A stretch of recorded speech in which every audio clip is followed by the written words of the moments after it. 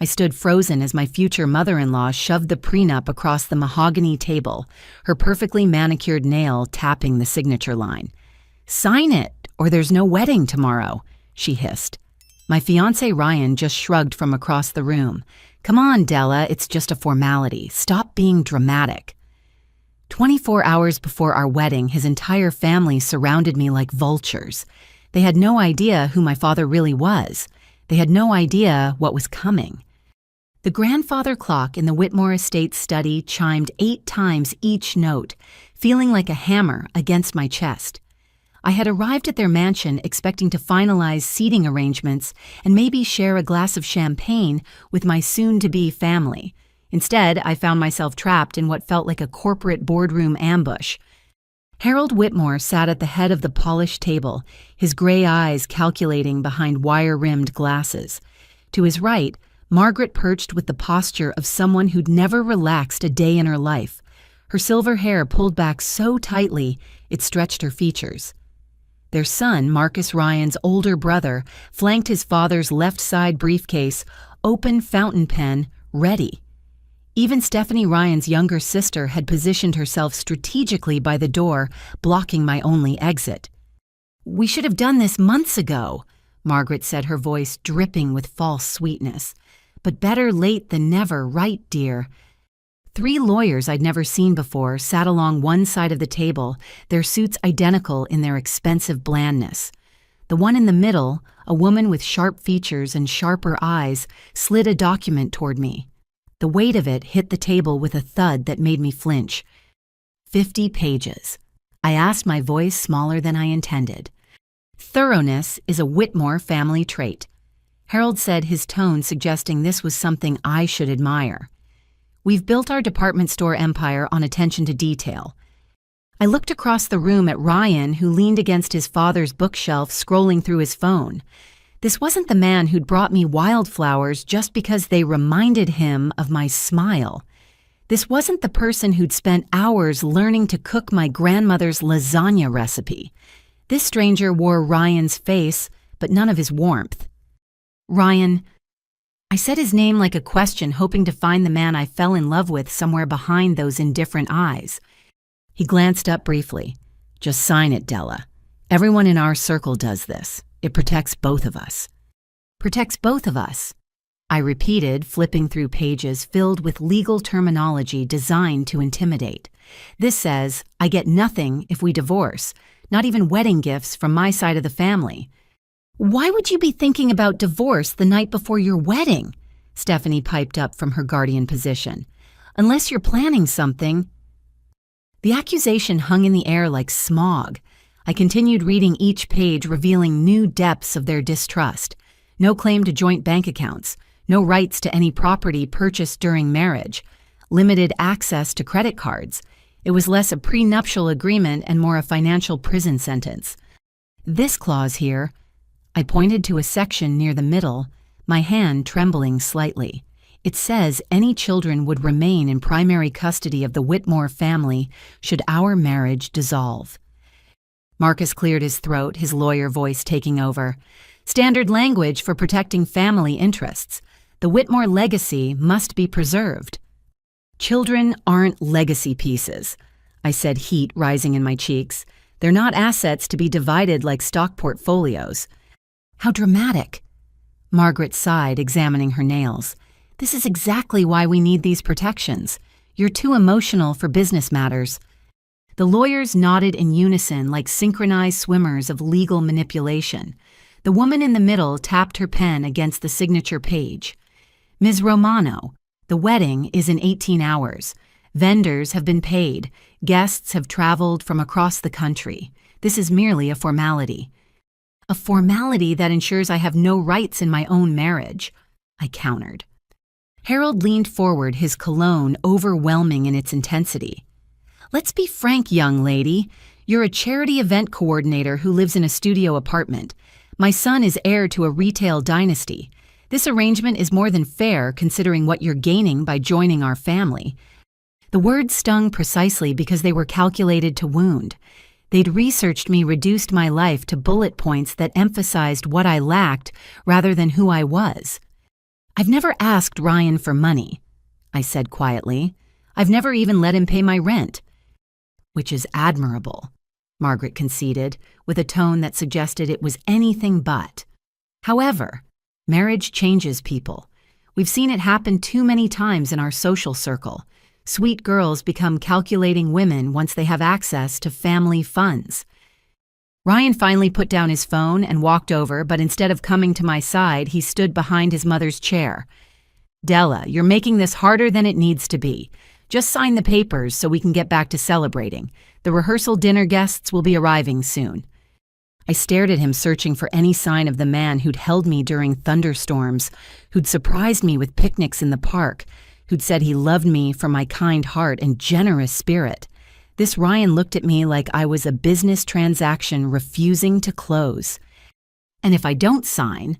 I asked, though I suspected I already knew the answer. Margaret's mask of politeness finally slipped completely. "Then there's no wedding. Simple as that. We'll tell everyone you got cold feet. Ryan will be portrayed as the heartbroken groom. You'll be the gold digger who ran when she couldn't get her hands on Whitmore money." "That's not fair," I protested. "I love Ryan." "Then prove it," Harold challenged. "Sign the agreement and show us your love isn't about money." The twisted logic made my head spin. Somehow, they'd framed their own greed as a test of my character. I looked around the room at faces that would supposedly become my family tomorrow. Each one wore the same expression of smug certainty, convinced they'd trapped someone beneath their station trying to climb above her place. Marcus shuffled papers with practiced efficiency. "There's also a confidentiality clause. Anything discussed within the Whitmore family stays within the Whitmore family. Violation results in significant financial penalties." "You mean I can't even talk to my own family about my life?" I asked, incredulous.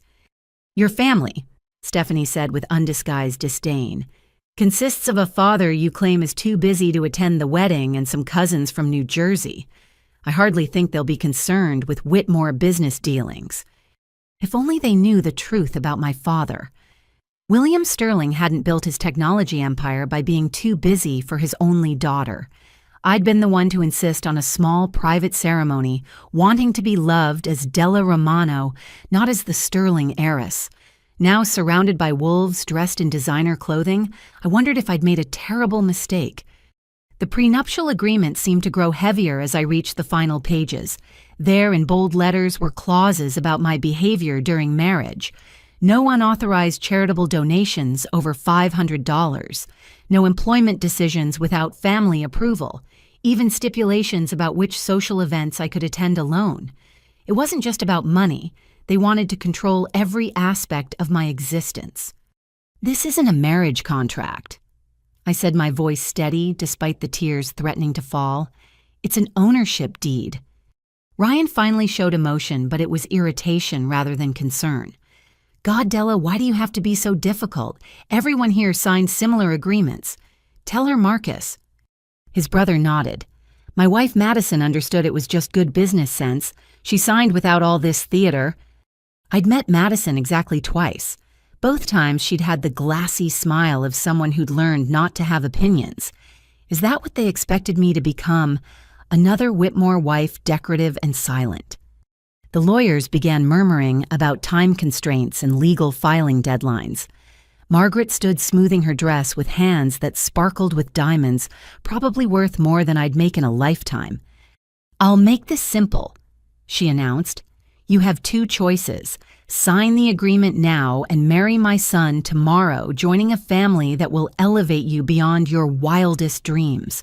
Or refuse and walk out of here with nothing but the embarrassment of a canceled wedding and a reputation in tatters." "You're forgetting a third option," I said quietly. Harold scoffed. "Which is—" "I sign it now and deal with the consequences later," I replied, picking up the pen. The room erupted in satisfied murmurs. Ryan even smiled, though it didn't reach his eyes. They thought they'd won, broken me down with their collective pressure and veiled threats. None of them noticed as I carefully signed my name, making sure to transpose 2 letters in a way that would invalidate the entire document. Years of reviewing event contracts had taught me that details matter, and the Whitmores weren't the only ones who could pay attention to them. "There," I said, pushing the papers back across the table. Satisfied? Margaret's smile could have curdled milk. "Welcome to the family, dear. Try not to embarrass us tomorrow." As Marcus collected the documents, filing them away with bureaucratic precision, I felt my phone vibrate in my pocket. Without looking, I knew it was my father checking in. He'd be expecting my usual goodnight text, the one I'd sent every evening since my mother passed away 10 years ago. Tonight that message would be very different. "Now," Harold announced, standing with the authority of a man used to being obeyed. "Let's join the rehearsal dinner. Remember, Della, you're a Whitmore now. Act accordingly." I nodded, already planning my next move.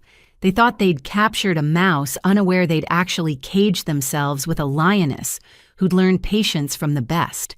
My father hadn't built his empire by rolling over when challenged, and he hadn't raised his daughter to do so either. Ryan offered his arm as we walked toward the dining room, playing the loving fiancé now that I'd supposedly surrendered. "See, that wasn't so hard. Tomorrow all this unpleasantness will be forgotten." I smiled at him, the kind of smile I'd perfected during years of dealing with difficult donors at charity events. "You're right. Tomorrow will definitely be unforgettable." Behind us, I heard Margaret instructing the staff to set up for arriving guests. The Whitmores were preparing to celebrate their victory, certain they'd secured their son's financial future by crushing my spirit. They had no idea that in their arrogance, they'd just provided me with everything I needed to expose who they really were. As we entered the lavishly decorated dining room filled with flowers worth more than most people's monthly salaries, I caught sight of myself in a gilded mirror. The woman staring back didn't look broken or defeated. She looked like someone who'd finally seen the truth and decided to do something about it. The rehearsal dinner would go on as planned. I'd smile and nod and play the part of the grateful bride-to-be. But tomorrow, when they expected me to walk down that aisle as their conquered prize, they'd learn that some women refuse to be bought, sold, or controlled. They'd learn that love without respect is just possession, and I was nobody's property. The first guests began arriving, air-kissing and congratulating the happy couple. I accepted their well wishes graciously, all while mentally composing the text I'd send my father the moment I could escape to privacy. The Whitmores thought they'd won by forcing my signature on their document. They had no idea the war had just begun. 2 years before this nightmare in the Whitmore study, I'd been living a completely different life. As I stood in that rehearsal dinner surrounded by faces that viewed me as an interloper, my mind drifted back to the beginning. How had I gone from organizing charity galas to being cornered into signing my life away? It started at the Harbor Foundation's annual fundraiser for children's literacy. I'd spent 6 months coordinating every detail from securing the waterfront venue to arranging for local authors to read to kids during the afternoon session. The evening gala was my pride and joy, featuring silent auctions and performances that would raise enough money to fund mobile libraries for 3 counties. That night, I wore a simple black dress I'd found at a consignment shop paired with my mother's pearl earrings. I wasn't there to impress anyone with fashion. I was there to ensure every dollar possible went to getting books into tiny hands that needed them. "Excuse me," a warm voice said behind me as I adjusted one of the auction displays. "Are you the miracle worker who put this all together?" I turned to find a man with sandy brown hair and the kind of smile that seemed genuinely interested rather than professionally polished. He wore his tuxedo like it was comfortable rather than required, and his green eyes held actual warmth. "I'm the event coordinator," I replied, straightening a bid sheet, though miracle worker might be overstating it. "I don't think so," he said, gesturing around the transformed ballroom. "My family's foundation has been to dozens of these things, and this is the first one that actually feels like it's about the cause, rather than just seeing and being seen." That should have been my first clue. Family foundation. Dozens of events. But I was distracted by the way he actually looked at the displays showing the children who would benefit from the fundraiser, how he read the testimonials from teachers in underfunded schools. "I'm Ryan Whitmore," he said, extending his hand. "Della Romano," I replied, shaking it briefly before turning back to my work. If you'll excuse me, the auction starts in 20 minutes and I need to check with the auctioneer. Most wealthy donors expected attention and fawning. Ryan simply nodded and said, "Would you maybe have coffee with me sometime? When you're not saving the world through perfectly executed events?" His self-deprecating humor caught me off guard. I dealt with enough entitled rich men at these functions to have my walls firmly in place, but something about his approach felt different, genuine even. "I don't date donors," I said automatically. "Good policy," he agreed. "How about breakfast then? Completely different meal totally doesn't count as a date." Despite myself, I laughed. That's the worst loophole logic I've ever heard. "I'm hoping it's just bad enough to work," he admitted with a grin that transformed his face from handsome to approachable. 3 weeks later, after he'd shown up at 5 more charity events just to volunteer at registration tables and help stack chairs afterward, I finally agreed to that breakfast. He chose a tiny diner in my neighborhood rather than some 5-star restaurant, and he actually listened when I talked about my work. "So why event planning for nonprofits?" he asked, adding an alarming amount of sugar to his coffee. "The pay can't be great." "It's not," I admitted, spreading jam on my toast. "But every successful event means more kids get books, or more families get meals, or more shelters get supplies. I guess I like knowing that my organizational skills actually make a difference." He leaned forward, genuinely interested. "But what made you choose this path?" I hesitated, then decided on a partial truth. My mom died when I was in college. She was a teacher in an underfunded school, always spending her own money on supplies for kids who had nothing. After she passed, I switched my major from business to nonprofit management. Felt like a way to honor her memory. What I didn't tell him was that my father had offered to buy the entire school district and name it after her. That wasn't Mom's way, and it wasn't mine either. We believed in lifting people up, not making them feel indebted. "She sounds amazing," Ryan said softly. "I think she'd be proud of what you're doing." "Tell me about your family," I redirected, uncomfortable with the emotion in his voice. "Oh, you know, standard stuff. Parents run the Whitmore department store chain, lots of charity galas and society pages. Pretty boring, honestly." Another red flag I missed. The way he dismissed his family's business as boring, as if $100 million retail empires were commonplace. But I was charmed by what seemed like modesty, by his apparent disinterest in the wealth that defined him.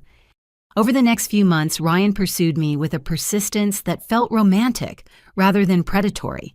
He learned my coffee order and would leave surprise lattes on my desk during particularly stressful event weeks. He volunteered at every fundraiser, actually rolling up his sleeves and working rather than just writing checks. He even started reading to kids at the literacy program on Saturdays. "You don't have to do this," I told him one afternoon as he struggled through a picture book with a group of entranced 6-year-olds. "I already agreed to be your girlfriend." "Maybe I like it," he said, making silly voices for the characters that sent the children into giggles. "Maybe dating you is making me a better person." I believed him. God help me, I actually believed him. The first time I met his family was at a benefit for the Metropolitan Museum. I'd borrowed a dress from a friend and spent an hour watching YouTube tutorials to achieve an elegant updo. Ryan picked me up in his Tesla, whistling appreciatively. "You look beautiful," he said, kissing my cheek. Though fair warning, my family can be a bit much. That was like saying a hurricane could be a bit windy. Margaret Whitmore took one look at me, and I saw her mentally calculating my net worth based on my shoes and handbag. Harold grilled me about my little job and seemed puzzled when I expressed genuine passion for nonprofit work. Stephanie made cutting remarks disguised as compliments, while Marcus ignored me entirely until he learned I didn't have a trust fund. "Well, she's certainly earnest," I heard Margaret tell Ryan when she thought I was out of earshot. "Though I suppose everyone goes through a charitable phase." Ryan found me on the museum's balcony later, tears threatening my carefully applied mascara. "I'm so sorry," he said, pulling me into his arms. "They're horrible snobs. I should have prepared you better." "Do you think I'm just a phase 2?" I asked against his chest. "No," he said firmly, tilting my chin up to meet his eyes. "You're the real thing, Della Romano. You make me want to be better than my trust fund, better than their expectations. You make me want to matter." Looking back, I wonder if he ever meant any of it, or if he was just a better actor than I gave him credit for being. 6 months into our relationship, things shifted subtly. Ryan started making comments about my apartment, wondering why I insisted on living in a cramped studio when he had plenty of room. He began buying me expensive gifts I didn't need and seemed hurt when I asked him to return them. "I just want to take care of you," he said after I refused a designer handbag that cost more than 3 months of my rent. "Is that such a crime?" "I can take care of myself," I insisted. "That's not why I'm with you." "Then why are you with me?" he asked, and for the first time I heard an edge in his voice that reminded me of his mother. "Because you're kind," I said, trying to recapture our early magic. "Because you volunteer at reading programs and help me set up chairs and treat me like a person instead of a charity case." He softened at that, apologizing and promising to respect my independence. But the gifts kept coming, each refusal met with increasing frustration. The proposal happened at the same harbor where we'd met during the Literacy Foundation's gala, exactly 1 year later. I was in the middle of introducing the keynote speaker when Ryan walked onto the stage, black velvet box in hand. "Della Romano," he said into the microphone, dropping to one knee as the crowd gasped. "You've changed my life in every possible way. Will you marry me?" 500 donors and supporters waited for my answer. Cameras flashed. In the audience, I spotted Margaret's satisfied smile and Harold's approving nod. They'd orchestrated this public proposal knowing I couldn't say no without humiliating their son in front of the city's philanthropic elite. "Yes." I whispered the word, feeling extracted rather than offered. The crowd erupted in applause. Ryan slipped the ring onto my finger, a massive diamond that felt heavy with expectation. As he kissed me for the cameras, I caught sight of someone in the back of the room. A woman with sleek blonde hair and predatory eyes, watching us with an expression I couldn't quite read. "Who's that?" I asked Ryan later, nodding toward the blonde, who seemed to be shadowing us at the reception. "Oh, that's just Brittany," he said casually. "Old family friend. She actually helped me pick out your ring." Another warning sign I rationalized away. Why would an old family friend help choose an engagement ring? But I was overwhelmed by the sudden tsunami of wedding planning, with Margaret inserting herself into every decision. A spring wedding at the estate. She announced the week after the proposal. The Whitmore brides always marry at the estate. I was thinking maybe a small ceremony at the Botanical Gardens, I suggested, somewhere meaningful to us. Margaret's laugh tinkled like breaking glass. "Darling, Whitmore weddings are never small. We have obligations to consider. Business associates, society connections. This isn't just about you." That became the theme of our engagement. Nothing was just about me or even about us. Every decision served the Whitmore image, from the designer dress I didn't want to the 7-course menu I found excessive. Ryan, who'd once eaten burgers with me at food trucks, suddenly cared deeply about wine pairings and flower arrangements. "It's just one day," he said whenever I protested. "Let Mom have her perfect wedding. We'll have our whole lives to do things our way." I wanted to believe him. I needed to believe him. Because if this was who Ryan really was, if the sweet volunteer who read picture books had been the act, then what did that make me a fool who'd fallen for a performance, who'd given her heart to someone who only existed in carefully staged moments? 2 months before the wedding, I made a decision. I called my father from the roof of my building, the only place I could be sure of privacy. "Daddy, I'm getting married," I said without preamble. "Congratulations, sweetheart." William Sterling's voice was warm but cautious. "Do I know the lucky man?" "No, and that's on purpose. I've kept him away from anything Sterling related. His name is Ryan Whitmore." There was a long pause. "Harold Whitmore's son—" My stomach dropped. "You know his father?" "We have history," my father said carefully. "Della, are you happy? Truly happy?"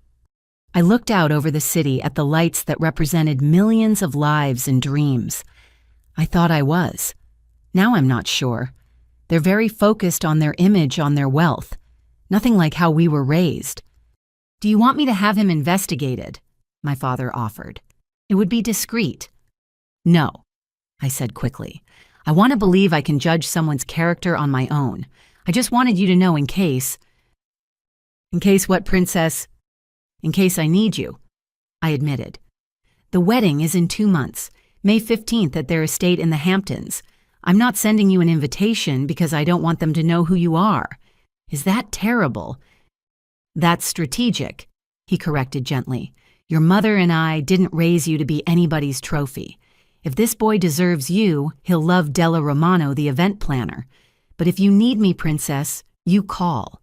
Day or night, I'll be there." "I love you, Daddy."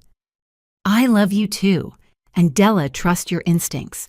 They're telling you something isn't right for a reason." I wish I'd listened. Instead, I pushed down my doubts and threw myself into my work, taking on extra events to avoid thinking about the growing distance between Ryan and me. He spent more time at his family's offices, learning the business he'd claimed to find boring. He canceled our Saturday reading sessions, saying he needed to golf with potential investors. The man who'd charmed me with his normalcy disappeared, replaced by someone who looked at me like an acquisition. 3 weeks before the wedding, Brittany started appearing at every venue meeting and dress fitting. She had opinions on everything from the bridesmaid dresses to the reception timeline, always prefaced with, "When I plan events for the Whitmores."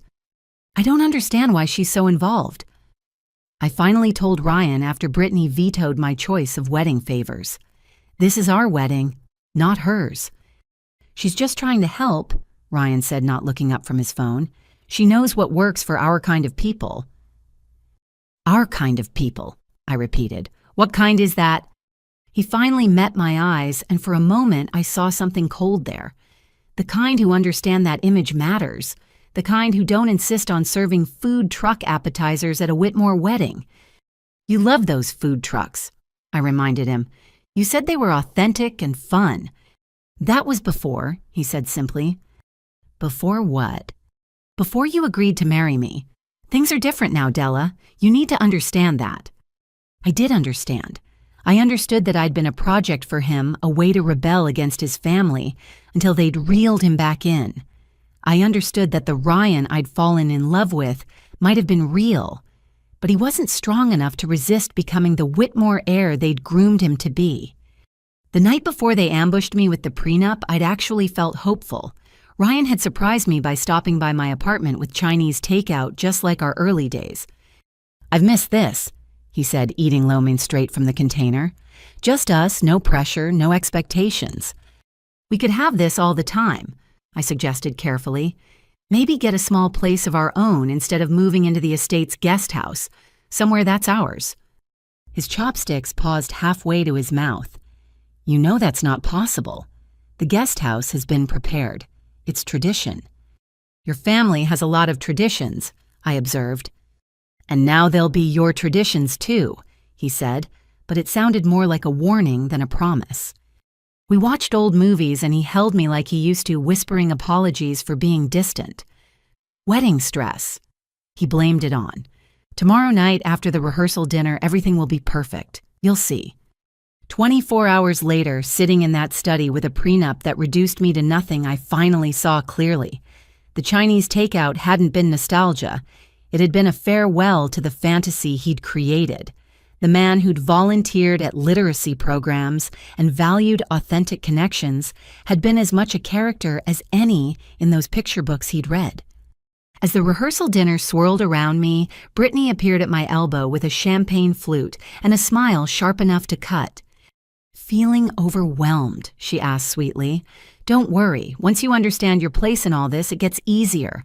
I've been watching the Whitmores manage their wives for years."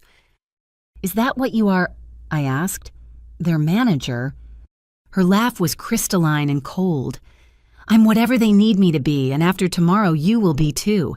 That's how it works in our world." "This isn't my world," I said quietly. "No," she agreed, her smile never wavering. "But you signed up for it, literally. I should know. I helped draft those custody clauses. Can't have Whitmore heirs raised by someone who might teach them about charity and feelings. The cruelty was so casual, so matter-of-fact that it took my breath away.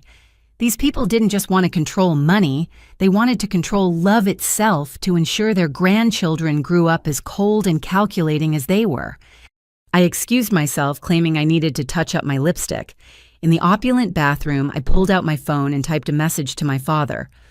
They showed their true colors, prenup signed under duress, invalid signature. Will you come tomorrow? His response was immediate. Already planned on it, wear mom's pearl necklace. I'll know when you need me. I stared at my reflection in the mirror at the designer dress Margaret had insisted on for the rehearsal at the massive engagement ring that felt more like a shackle than a symbol of love. Tomorrow, everyone would expect to see Della Romano transformed into a Whitmore wife. They had no idea they were about to meet Della Sterling instead. Back at the rehearsal dinner, the atmosphere had shifted into something more predatory. I noticed how the Whitmore family and their closest associates had formed a subtle circle around me like wolves who'd already decided how to divide their prey. Margaret clinked her crystal glass, commanding the room's attention. Before we continue with tonight's festivities, I wanted to say a few words about the newest addition to our family. I forced a smile, knowing whatever came next would be carefully crafted to remind me of my place. Della comes to us from humble beginnings. Margaret began her tone, suggesting this was something to be overlooked rather than admired. But we Whitmores have always believed in elevation, in bringing people up to our level, so to speak. Polite laughter rippled through the crowd. I caught the eye of one of the catering staff, a young woman about my age, who gave me a sympathetic look before quickly glancing away. Of course, such elevation requires certain adjustments, Margaret continued. I'm sure Della understands that her little charity job will need to be reconsidered. Whitmore wives have important roles to play, and they can't be distracted by... She paused, searching for the words, hobbies. It's not a hobby, I said, my voice carrying more than intended. It's my career. The room fell silent. Harold set down his whiskey glass with deliberate slowness. Careers are what one has when one needs money dear, he said, each word dripping condescension. You'll be a Whitmore. The only career you'll need is supporting Ryan and raising the next generation properly. Properly, I echoed. You mean like turning them into people who see others as beneath them? Stephanie laughed high and false. Oh, she's got spirit. Remember when Madison had Spirit Marcus? Marcus's wife stood across the room, her expression completely blank. Fingers wrapped so tightly around her glass, I thought it might shatter. When our eyes met, she looked away quickly, but not before I saw something that might have been a warning. Speaking of the next generation, Harold boomed clearly, trying to regain control. I trust you both understand the importance of continuing the Whitmore line quickly. We're not getting any younger, and succession planning is crucial. Dad, Ryan said with what sounded like embarrassment but might have been annoyance. Can we not discuss this here? Why not? Margaret asked. Everyone in this room has a vested interest in the Whitmore legacy. They should know that we expect grandchildren within the first 2 years. 3 would be ideal, all raised with proper values, of course. Of course, Brittany chimed in from beside Marcus. That's why the custody provisions in the prenup are so detailed. Can't have any confusion about how Whitmore children should be raised. I looked at her more closely, noticing details I'd missed before. The way she stood slightly too close to Marcus despite Madison being in the room, the proprietary way she touched his arm when she spoke, the small, satisfied smile when Madison flinched at the contact. You seem very invested in the family's legal matters, I observed, for an old family friend. Brittany's smile sharpened. Oh, I'm much more than that. I've been part of the Whitmore inner circle since Ryan and I dated in college. Some bonds don't break just because people move on to other options. The revelation hung in the air like a challenge. I turned to Ryan, who suddenly found his cufflinks fascinating. You dated? I asked, though the answer was obvious. Ancient history, Ryan mumbled. Brittany's been invaluable to the family business since then." "Invaluable," Margaret repeated with approval. "She understands how things work, understands loyalty and discretion, qualities we hope to instill in all our family members." The threat was barely veiled: conform or be replaced by someone who would. I wondered how many other women had stood where I was standing, been given the same ultimatum, made the same choice to either submit or flee. A server approached with a silver tray of champagne flutes, and I took one, gratefully needing something to do with my hands. That's when Marcus decided to share another revelation. "You know, Della, you should be flattered by all our precautions," he said, gesturing with his own glass. "We don't go to these lengths for just anyone. The private investigator we hired said you were frustratingly clean. No debts, no scandals, no secret vices. Just that little apartment and your charity work. You had me investigated." I set down my champagne, untouched my hand surprisingly steady. "Standard procedure," Harold said dismissively. "Though I must say your investigator did miss some rather glaring details about your background. We couldn't even find information about your father beyond a name, and the fact that he's apparently too busy to attend his only daughter's wedding." If only they knew that William Sterling had built his tech empire by being 10 steps ahead of everyone else, including private investigators.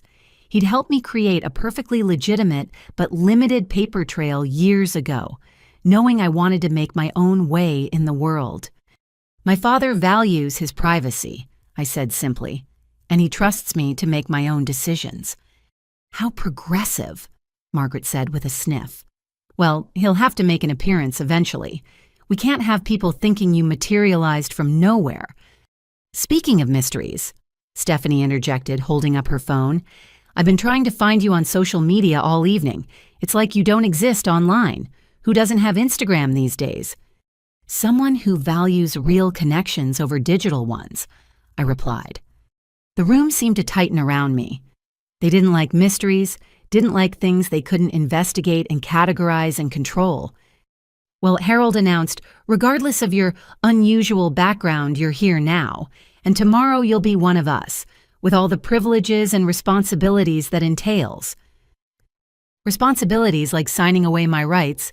I asked, tired of dancing around the truth. The temperature in the room seemed to drop 10 degrees.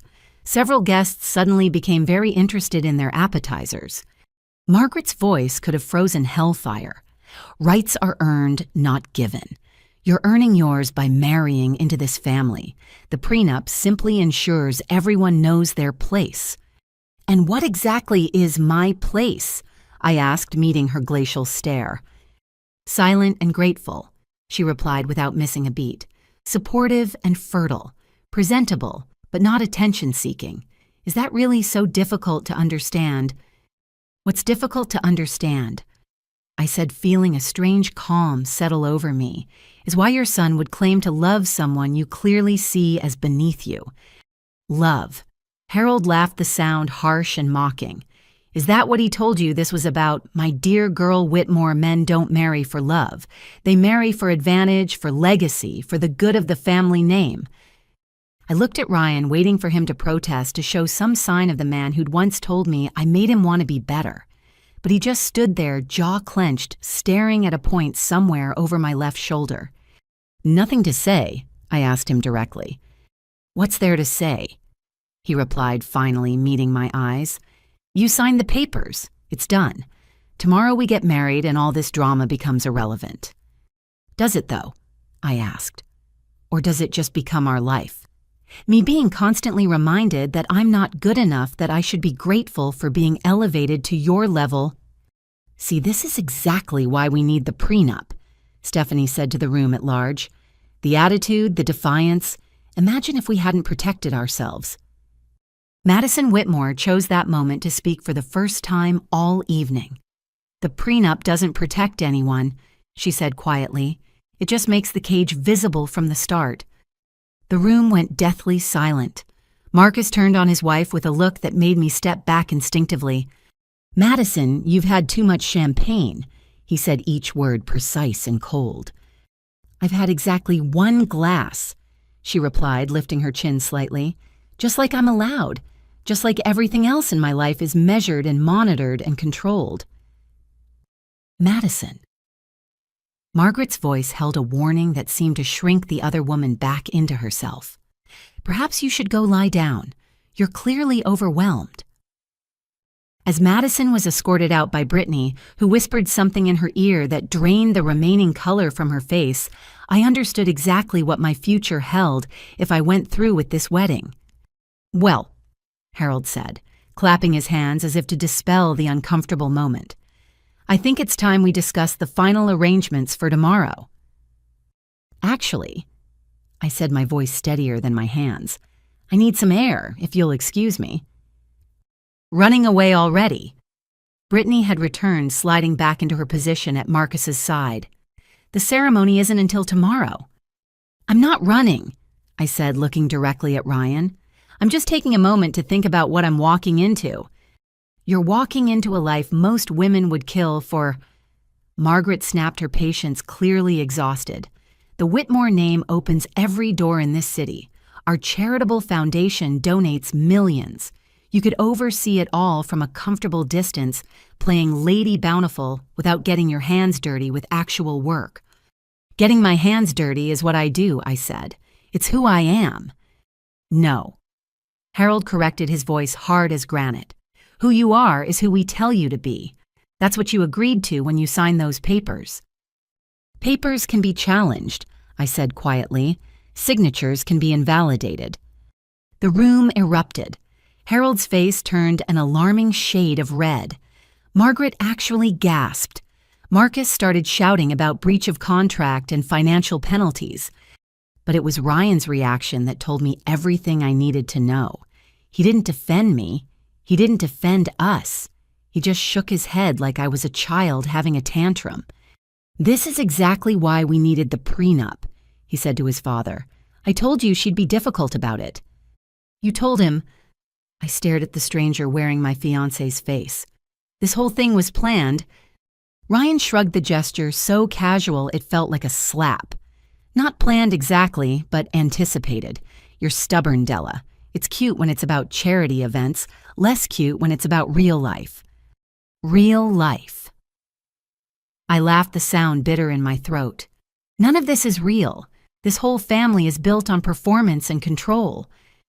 "Control is how empires survive," Harold said. "Something your absent father clearly never taught you."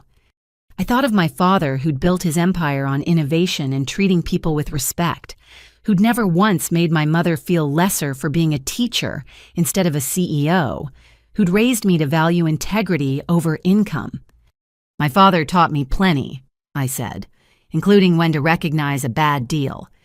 "The deal is done," Margaret said flatly. "Unless you're prepared to face social ruin and financial penalties that would bankrupt someone of your means.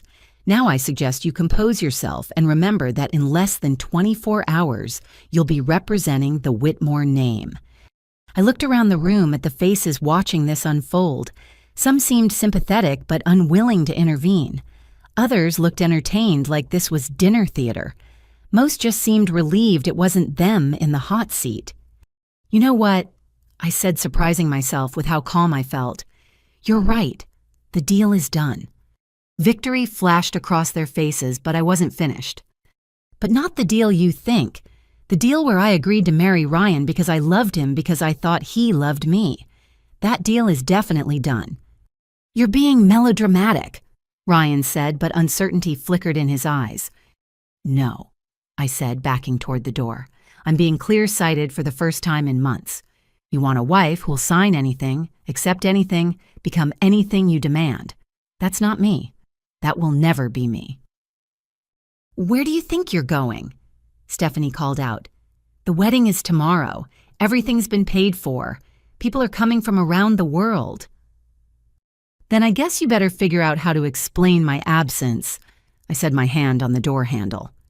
"You walk out that door," Harold thundered, "and you'll regret it for the rest of your life. No one crosses the Whitmore family, no one." I paused, looking back at them all. The men who thought money meant ownership. The women who'd traded their souls for designer handbags and empty titles. the ex-girlfriend lurking in the shadows waiting to take my place. "You want to know the truth?" I asked, addressing the room at large. The Whitmore family isn't nearly as powerful as they think they are. Money without morals is just paper. Legacy without love is just a mausoleum with a trust fund. "Get out," Margaret hissed. "Get out and don't come back. We'll tell everyone you had a breakdown, that we tried to help, but you were too unstable for marriage." "Tell them whatever you want," I said. "But tomorrow, when your guests arrive expecting a wedding, you might want to have a better story ready." I opened the door, but Ryan's voice stopped me. "Della, wait. You're upset. You're not thinking clearly. Where will you even go? You can't afford to break the contract." I turned back one last time, seeing him clearly for who he'd always been. Not evil exactly, just weak. Too weak to stand up to his family, too weak to choose love over legacy, too weak to be the man he'd pretended to be. "That's the difference between us, Ryan," I said. "You think everything is about what people can afford. I know some things are too expensive even when they're free." I walked out of the Whitmore estate with nothing but my purse and my dignity. Behind me, I could hear the explosion of voices, the scramble to control the narrative, the fury of people who'd never been defied. But I didn't run. I walked steadily to my car, got in, and drove away. Only when I was safely back in the city did I pull over and call my father.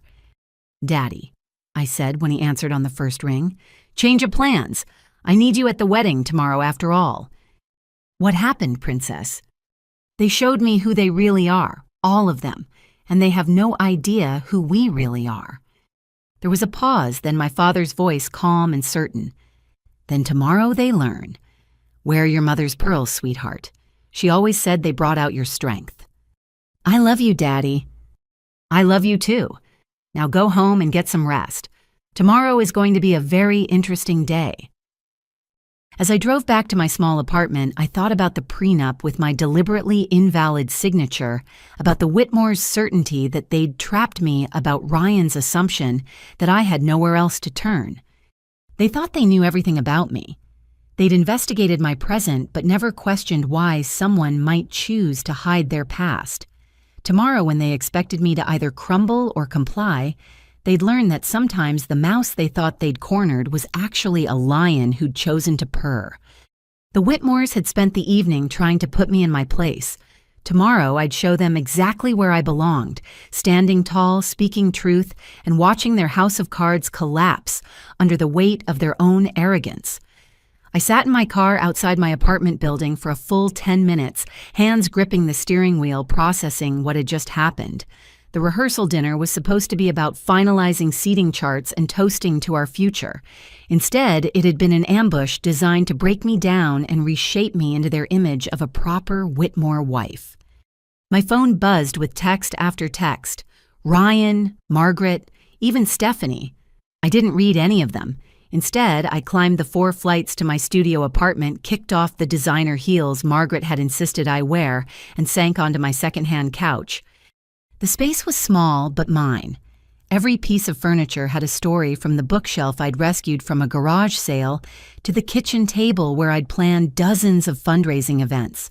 This was my life built by my own hands, and they wanted me to abandon it for a guest house on their estate where my every move would be monitored. I reached for my phone, scrolling past the increasingly frantic messages from the Whitmore clan, and pulled up my father's contact. My thumb hovered over the call button. Once I told him everything, there would be no going back. William Sterling didn't do anything halfway. The phone rang twice before his familiar voice filled my ear. "Della, it's late, sweetheart. Is everything all right?" "No." I admitted, surprising myself with how steady I sounded. "Actually, nothing is all right. Can you talk?" "For you, always. Give me a moment." I heard him excuse himself from whatever meeting or event he'd been attending, then the sound of a door closing. "Okay, Princess. Tell me what's happened." I started from the beginning, from the ambush in the study to the prenup that would strip me of everything, from Ryan's cold indifference to his mother's casual cruelty. I told him about Brittany, the ex-girlfriend who'd helped draft the custody clauses, about Madison's hollow eyes, about Harold's threats. My father listened without interrupting, though I could practically feel his anger building through the phone. When I finished, the silence stretched for several long moments. "You said you signed it," he finally asked, his voice carefully controlled. "With an invalid signature," I confirmed. "I transposed 2 letters in my last name. It would never hold up in court, but they didn't notice." A sound that might have been a proud chuckle came through the phone. That's my smart girl, always thinking 3 steps ahead. "I learned from the best," I said, managing a small smile. "Daddy, there's something else. Harold Whitmore claimed they had me investigated, but they found nothing about you except your name. They think you're just some absent father too busy to care about his daughter's wedding." "Good. Let them think that." His voice had taken on the edge I recognized from his business dealings. "Della, I need you to be completely honest with me. Do you love this boy?" I closed my eyes, thinking of Ryan as he'd been in the beginning. The volunteer who read stories with silly voices, the man who brought me coffee during stressful events, the person who'd claimed I made him want to be better. "I loved who I thought he was," I said finally, "but that person might never have existed. Tonight, when his family attacked me, he just stood there. He told them he'd anticipated I'd be difficult about the prenup, like my having self-respect was an inconvenience to manage. And the family themselves, I searched for the right words. They're everything you and Mom taught me not to be. Cruel, entitled. They see people as possessions, marriages as mergers. They actually said Whitmore men don't marry for love, only for advantage. Harold Whitmore said that." There was something in my father's voice I couldn't quite identify. How remarkably honest of him. Tell me, did he happen to mention anything about the origins of their fortune? "No, just lots of talk about legacy and dynasty. Why?" My father sighed, and I could picture him in his office looking out over the city he'd helped transform through technology and innovation. "It's time I told you a story, Princess. About 30 years ago, before you were born, I had an idea for revolutionizing retail through integrated supply chain technology. I was young, idealistic, and I made the mistake of trusting the wrong person." My blood ran cold. Harold Whitmore. We were both starting out. I had the ideas. He had a small family department store and big ambitions. We shook hands on a partnership. I showed him everything. The algorithms, the logistics systems, the customer prediction models. 2 weeks later, he filed patents on all of it under his name. When I confronted him, he laughed, said I should have gotten it in writing that handshakes were for suckers. "Oh my God," I breathed. "That's how they built their empire, on your work." My work was the foundation. Their cruelty and business acumen did the rest. His voice was matter of fact, but I knew him well enough to hear the old hurt underneath. "I learned my lesson, built my own empire in tech, met your mother, had you. I thought I'd put the Whitmores behind me, but the universe has a sense of humor, it seems." "Why didn't you ever tell me?" I asked. "Because I wanted you to form your own opinions about people, not carry my grudges. And honestly, I never imagined you'd cross paths with them. You've always moved in completely different circles." "Until Ryan came slumming at a charity event," I said bitterly. "Don't do that," my father said gently. "Don't blame yourself for having an open heart. That's your mother in you, and it's one of your best qualities. The fact that they took advantage of it says everything about them and nothing about you." I felt tears prick my eyes. What do I do now? They're expecting me to show up tomorrow and marry Ryan. If I don't, they'll destroy my reputation. They've already threatened to paint me as a gold digger who ran when she couldn't get their money. "What do you want to do?" he asked, which was so typically him. Even now, he was letting me choose my own path. "Part of me wants to just disappear," I admitted. "Let them say whatever they want and start fresh somewhere else." And the other part, I thought about Madison's dead eyes, about other women who might fall into the Whitmore trap, about the arrogance of people who thought money gave them the right to own others. The other part wants them to know they picked the wrong person to bully, that they can't just purchase people and discard them when they don't comply. "That's my girl," my father said, and I could hear the smile in his voice. "Now tell me about tomorrow. What's the timeline? Ceremony is at 4 in the afternoon. Garden wedding at their estate in the Hamptons.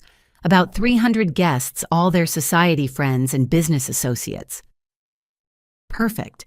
A nice public venue with plenty of witnesses. He paused, and I could practically hear him thinking. Della, I need you to listen very carefully. Tomorrow you're going to get dressed and go to that wedding as planned. What, Daddy, I can't marry him. I didn't say marry him. I said go to the wedding. Wear your mother's pearls, the ones I gave her on our wedding day. When you need me, touch them and I'll know. You'll be there. Hope bloomed in my chest. Oh, I'll be there. Along with a few friends who've been very interested in the Whitmore family's business practices over the years. You see, Princess, while Harold was building his empire on stolen ideas, he cut quite a few corners, made enemies. Some of those chickens are ready to come home to roost.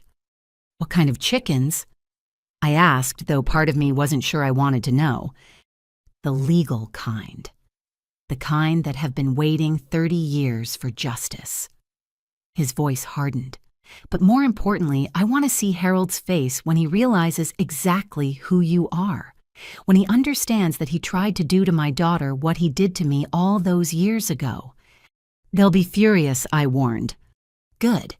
Fury makes people sloppy, and Harold Whitmore has been sloppy for years. He's just been rich enough to cover it up, until now. We talked for another hour, my father outlining exactly what would happen tomorrow. He'd already made calls, set things in motion. The Whitmore family thought they'd cornered a nobody, a charity worker with no resources and no options. Daddy, I said as we prepared to hang up.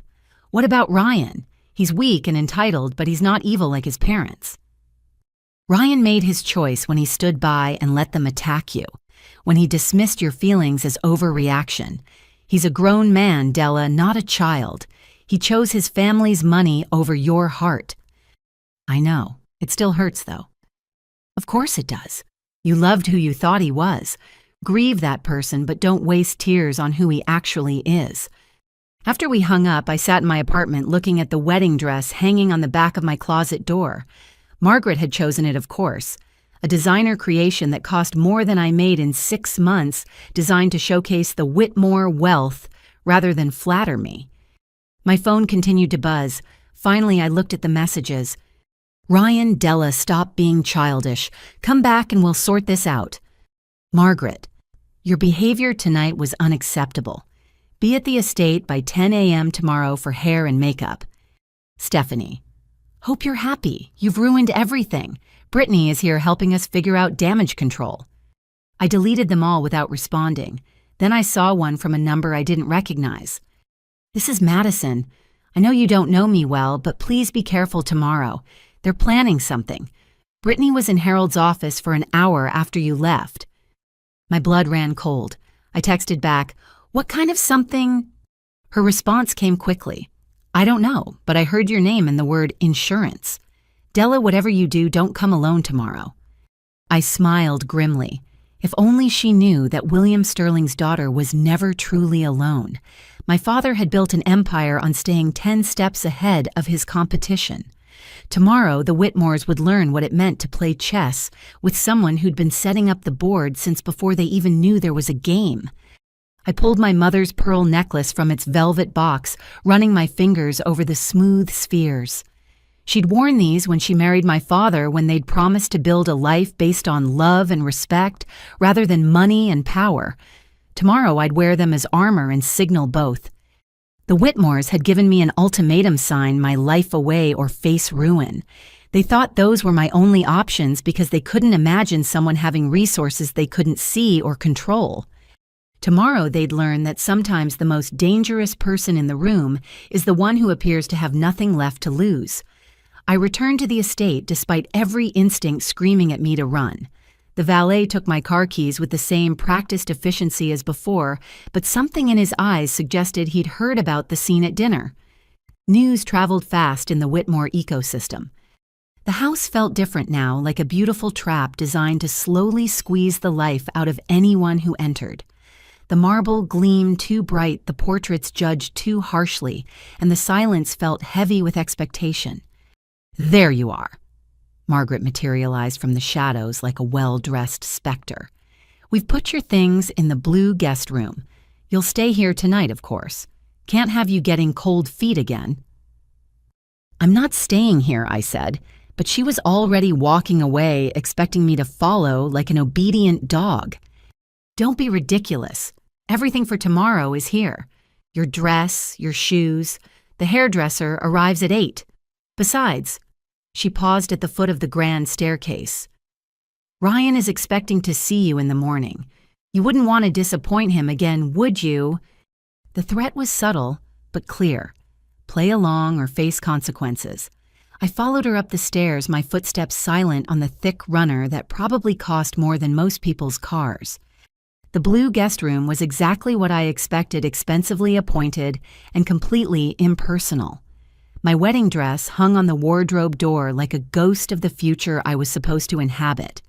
On the bedside table sat a fountain pen and a fresh copy of the prenuptial agreement. "In case you want to review it again," Margaret said, noticing my gaze, "sometimes a good night's sleep helps people see reason." "I already signed it," I reminded her. "Yes, but did you read it carefully? Every clause, every provision." She moved to the window, adjusting curtains that didn't need adjusting. For instance, the section about communication with outside parties during the marriage. Very detailed, very restrictive. "You mean the part where I can't talk to my own family without permission?" "Your family," she repeated with that special brand of disdain she'd perfected. "Yes, well, we can't have Whitmore business being discussed with outsiders. I'm sure your father, busy as he is, will understand." She left me alone with that parting shot, closing the door with a soft click that somehow sounded final. I waited until her footsteps faded, then immediately checked the door. Locked from the outside. Of course. But they'd underestimated me. Growing up as William Sterling's daughter meant learning to be resourceful. I examined the windows, painted shut. The connecting bathroom led to another locked door. Even the phone on the bedside table had been disconnected. I sat on the bed pretending to review the prenup while actually studying it properly for the first time. The provisions were even worse than I'd initially realized. Beyond the financial controls and custody arrangements were clauses about my behavior appearance and social interactions. I couldn't attend charity events without approval, couldn't maintain friendships with people deemed inappropriate for the Whitmore image, couldn't even choose my own doctors without family consent. It wasn't a marriage contract, it was an ownership document with prettier language. My phone miraculously still had service, but I noticed the battery was draining faster than usual, probably from whatever tracking app they'd installed while I was at dinner. I texted my father quickly, "Locked in guest room at estate. They want me here for morning preparations." His response was immediate: "Security. Minimal inside. They're relying on intimidation." "Good. Get some rest. Tomorrow will be demanding." I changed into the silk pajamas someone had laid out, Margaret's touch, no doubt, and settled in to wait. Around midnight, I heard footsteps in the hallway. The doorknob turned slowly and Ryan slipped inside. "You came back," he said, as if this was some kind of romantic gesture rather than imprisonment. "Your mother didn't give me much choice." He sat on the edge of the bed, maintaining distance between us. In the moonlight filtering through the curtains, he looked younger, almost vulnerable. For a moment, I saw glimpses of the man I'd thought I'd fallen in love with. "Della, I know tonight was rough. My family can be intense, but they mean well. They just want to protect what we've built." "Built on what foundation, Ryan?" I asked, thinking of my father's stolen innovations. He frowned. "What's that supposed to mean?" "Nothing, just wondering what's so valuable it requires protecting from someone who loves you." "Loved," he corrected softly. "You said loved, past tense." I didn't deny it. We sat in silence, the weight of our failed relationship settling between us like a third presence. "It didn't have to be this way," he finally said. "If you'd just trusted me, trusted the process, we could have been happy."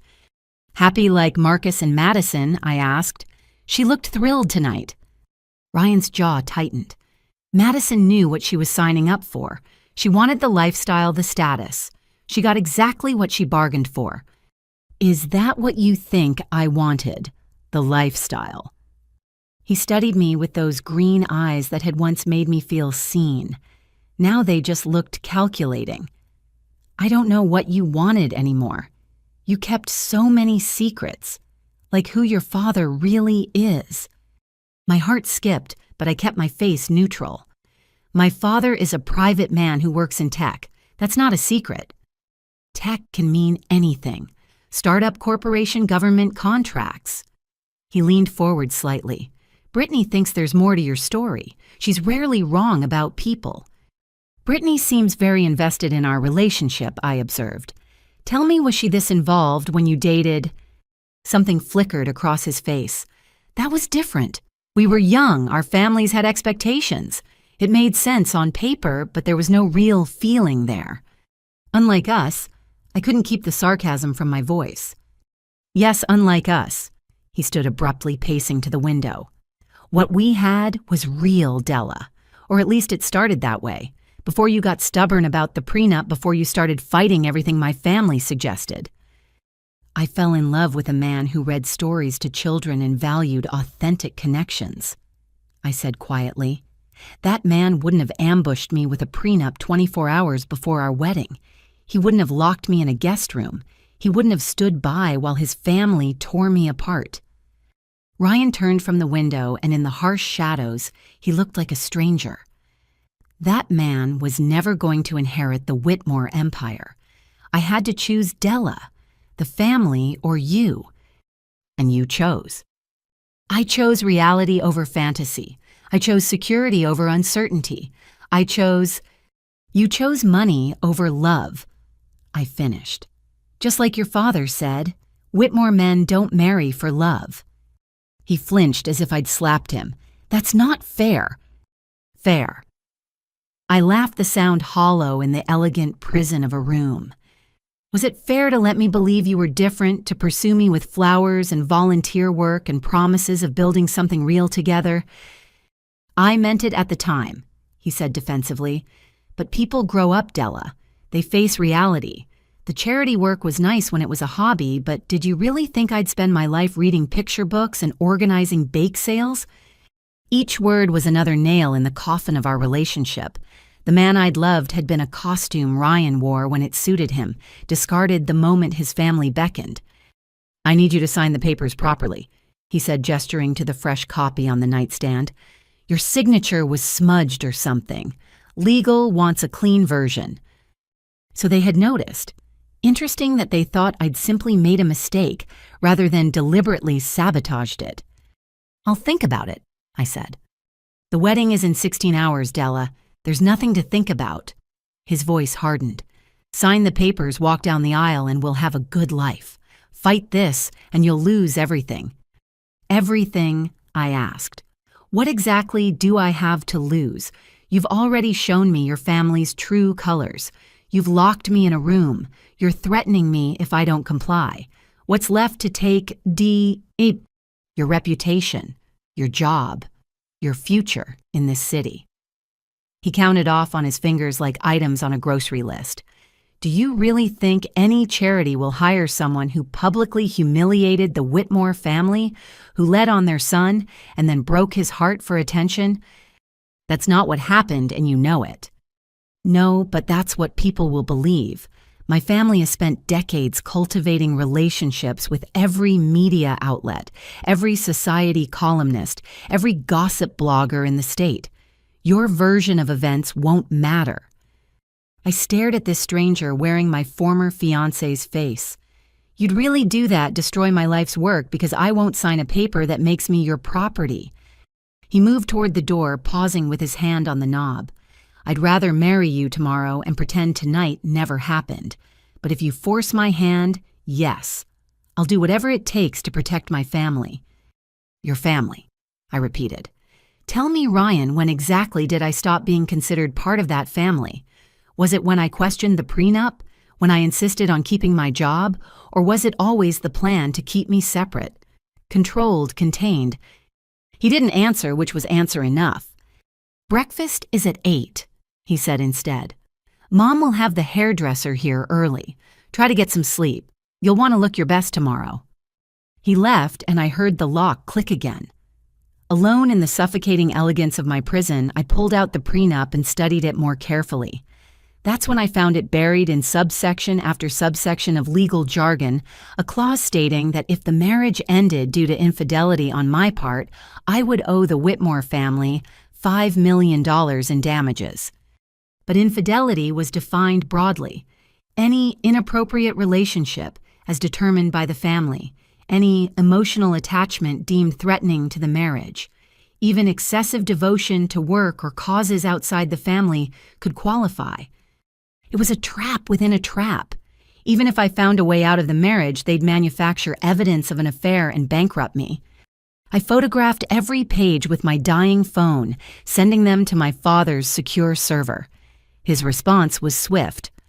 "Unconscionable contract. Would never hold up in court. Stop worrying and get rest." Easy for him to say. He wasn't locked in a room with people who'd spent 30 years perfecting the art of destruction.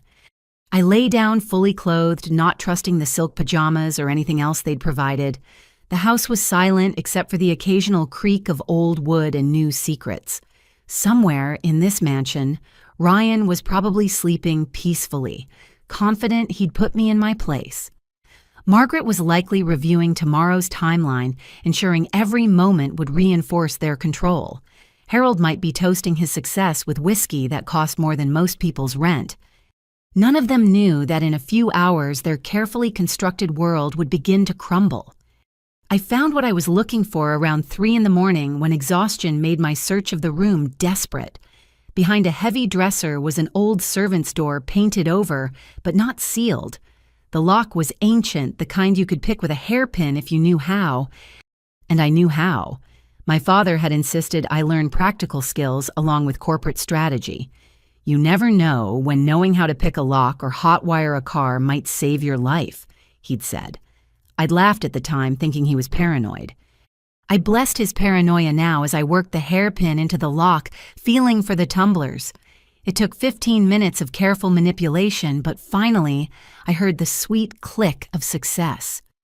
The door opened into a narrow hallway that smelled of dust and old wood, servant corridors from when the house was built, and wealthy families wanted their help invisible.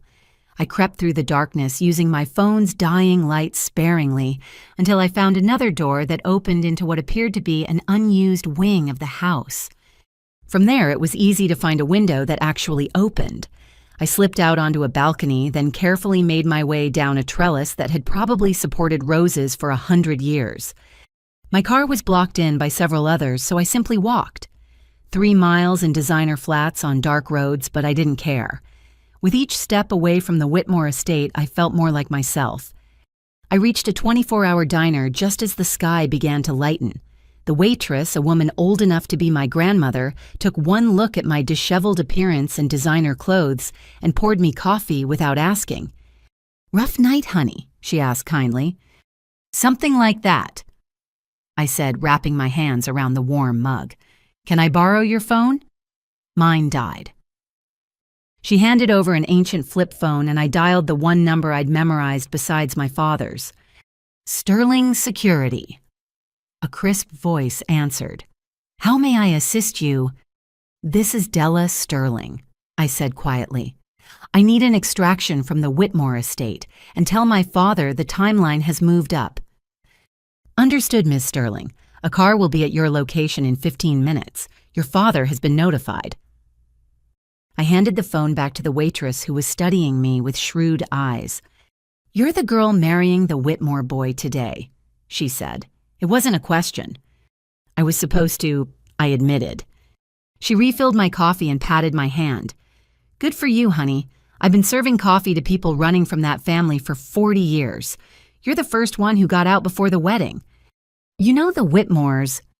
Everyone around here knows them. Old money, older secrets. That Harold Whitmore stepped on a lot of people building his empire. Nice to see someone step back for a change." A black car pulled up outside and I recognized my father's security team. I left money on the counter and stood to go. "Hey," the waitress called. Whatever happens today, you hold your head high. Takes guts to walk away from all that money." "It wasn't about the money," I said. She smiled knowingly. "It never is for the ones who run. Good luck, honey." As I slid into the back of the car, I thought about all the women who'd sat in that diner over the years, fleeing the Whitmore family's suffocating control. How many had made it out? How many had been dragged back? "Ms. Sterling," the driver said, "your father is waiting at the apartment. He said to tell you the game is in play." I nodded, watching the sunrise paint the sky in shades of pink and gold. In a few hours, 300 guests would gather to watch Della Romano marry Ryan Whitmore. They'd come expecting society's event of the season. Instead, they'd witness something far more memorable the moment the Whitmore empire discovered that some prey have teeth. The prenup lay folded in my pocket, evidence of their arrogance and my near escape. They thought they'd trapped me with legal documents and locked doors. They had no idea that the real trap had been set 30 years ago, the moment Harold Whitmore stole from the wrong man. Today, William Sterling's daughter would spring that trap, and the Whitmores would finally learn that karma, like compound interest, only grows more powerful with time. The Whitmore estate buzzed with activity as vendors, florists, and staff scurried about like well-dressed ants. I stood at my designated prep station in the bridal suite, surrounded by Margaret's hand-picked team of stylists who seemed determined to transform me into someone unrecognizable. "Hold still." The makeup artist commanded her brush, loaded with enough foundation to spackle a wall. "Mrs. Whitmore wants a classic look, nothing too bold." Nothing too me, she meant. Every choice Margaret had made for this wedding was designed to erase Della Romano and create a generic Whitmore wife. The dress, the hair, the makeup, all of it screamed expensive but whispered forgettable. I'd returned to the estate that morning as if nothing had happened, playing the part of the chastened bride who'd seen reason. The security footage of my escape had mysteriously corrupted. One of the benefits of having a father who understood both technology and planning. Margaret had found me in the blue guest room at 7:30, dressed and ready, the signed prenup prominently displayed on the nightstand. She'd examined the signature closely this time, but I'd practiced it perfectly. Every letter was precise except for the tiny detail that would invalidate everything I'd signed it Della Romano instead of Romano. The difference was barely visible, just a small curve that turned an A into an O. But in legal documents, precision mattered. "Beautiful," she'd pronounced both about the signature and my compliance. "I knew you were a smart girl." Now, 3 hours later, I sat like a mannequin while they painted and primped and prodded. Through the window, I could see the garden being transformed into what looked like a wedding magazine's fever dream. White everything. Chairs, flowers, draping, except for touches of gold that screamed wealth. "Isn't it gorgeous?" Stephanie bounced in, already dressed in her bridesmaid gown. Brittany outdid herself with the coordination. Brittany planned my wedding. I kept my voice neutral despite the spike of anger. "Oh, she's so good at events. She knows exactly what works for Whitmore occasions." Stephanie's smile was sharp as broken glass. Plus, she and Ryan have such history. She knew what he'd want. The door opened again and Madison slipped in, looking pale but perfectly put together in her own bridesmaid dress. She caught my eye in the mirror and gave an almost imperceptible shake of her head. Whatever warning she'd tried to send last night, it was too late now. "Madison, there you are." Margaret swept in every inch, the mother of the groom in pale blue silk. "I need you to check with the caterers. That shrimp tower better be perfect." "Of course," Madison murmured. But as she passed my chair, she dropped something into my lap, a folded piece of paper that I quickly tucked under my robe. Margaret surveyed me critically. "The hair needs more height. This is a Whitmore wedding, not some backyard barbecue." The hairdresser immediately began teasing and spraying, building my hair into something that belonged in a museum exhibit on the 1960s. I let them work playing docile, while my mind raced through the timeline. It was now 11. The ceremony started at 4. My father's friends would begin arriving at 3:30. Now. Margaret settled into the chair beside me. Let's discuss your behavior today. You'll smile, but not too broadly. We don't want you looking maniacal in photos. You'll speak when spoken to, thank everyone for coming, and defer to Ryan for any important conversations. The photographer will want some candids, but I'll approve all shots before they're finalized. You're controlling the photos, too, I couldn't help asking. Her reflection smiled coldly at mine. Everything about a Whitmore wedding is controlled, dear. That's how we maintain standards. Speaking of which, your vows. She produced a card with typed words. You'll read these. They're appropriate and tasteful. I scanned the card. Generic promises to honor and obey, to support Ryan's career, to uphold the Whitmore name. Not a single word about love partnership or the life we'd supposedly build together. Where are Ryan's vows? I asked. He'll speak from the heart, Margaret said dismissively. Men are expected to be more emotional at weddings. It plays well. Everything was performance. Everything was calculated. I wondered if any Whitmore wedding had ever been about actual love, or if they'd all been mergers disguised in white lace. Mrs. Whitmore. A young assistant appeared at the door looking flustered. There's a question about the seating chart. Someone named William Sterling has RSVP'd, but he's not on the original list. My heart skipped, but I kept my face neutral as Margaret frowned. Sterling? I don't know any Sterling. Must be someone's +1. Put him in the back. He specifically requested family seating, the assistant persisted. He said he's the bride's father. The room went silent. Margaret's eyes snapped to mine in the mirror. Your father's name is Sterling. You said it was Romano. Romano is my mother's maiden name, I said calmly. I use it professionally. My legal name is Sterling Romano, but I go by Romano for simplicity. It wasn't technically a lie. I did use my mother's name professionally, wanting to make my own way without my father's influence, but the calculation in Margaret's eyes told me she was already trying to connect dots. Sterling, she repeated. In tech you said, yes. She waved at the assistant. Fine family seating, but third row. The first two are for immediate family only. The assistant scurried away and Margaret turned her laser focus back to me. Interesting that you never mentioned your surname situation. What else haven't you mentioned? Nothing relevant to marrying Ryan, I said, meeting her gaze steadily. Everything is relevant when you're marrying a Whitmore, she countered. But no matter, after today you'll be Della Whitmore and all this confusion about names will be moot. She left to terrorize the florists and I quickly unfolded Madison's note. Her handwriting was shaky but legible. They're planning to have Brittany object during the ceremony. She'll claim you've been having an affair. They have fabricated evidence. Harold thinks it will give them grounds to enforce the penalty clause. Run now while you can. I crumpled the note, my mind racing. So that was their game. Let me marry Ryan, then immediately destroy me with false accusations. They'd get their perfect wedding photos and their financial revenge in one neat package. The makeup artist returned to powder my nose and I smiled at her serenely. Let them play their games. They had no idea what was coming. Phone for you, miss. Another assistant appeared with my cell. Someone named James. I didn't know any James, but I took the phone. My father's voice was disguised but recognizable to me. Pearls at 347 Princess. Everything is in place. Thank you, James, I said pleasantly. Yes, I'll be ready on time. As the hours crawled by, the suite filled with bridesmaids and energy. Stephanie held court telling stories about Ryan's old girlfriends. Madison moved like a ghost, silent and efficient. Brittany was notably absent, probably preparing for her starring role in the afternoon's drama. Time to get dressed.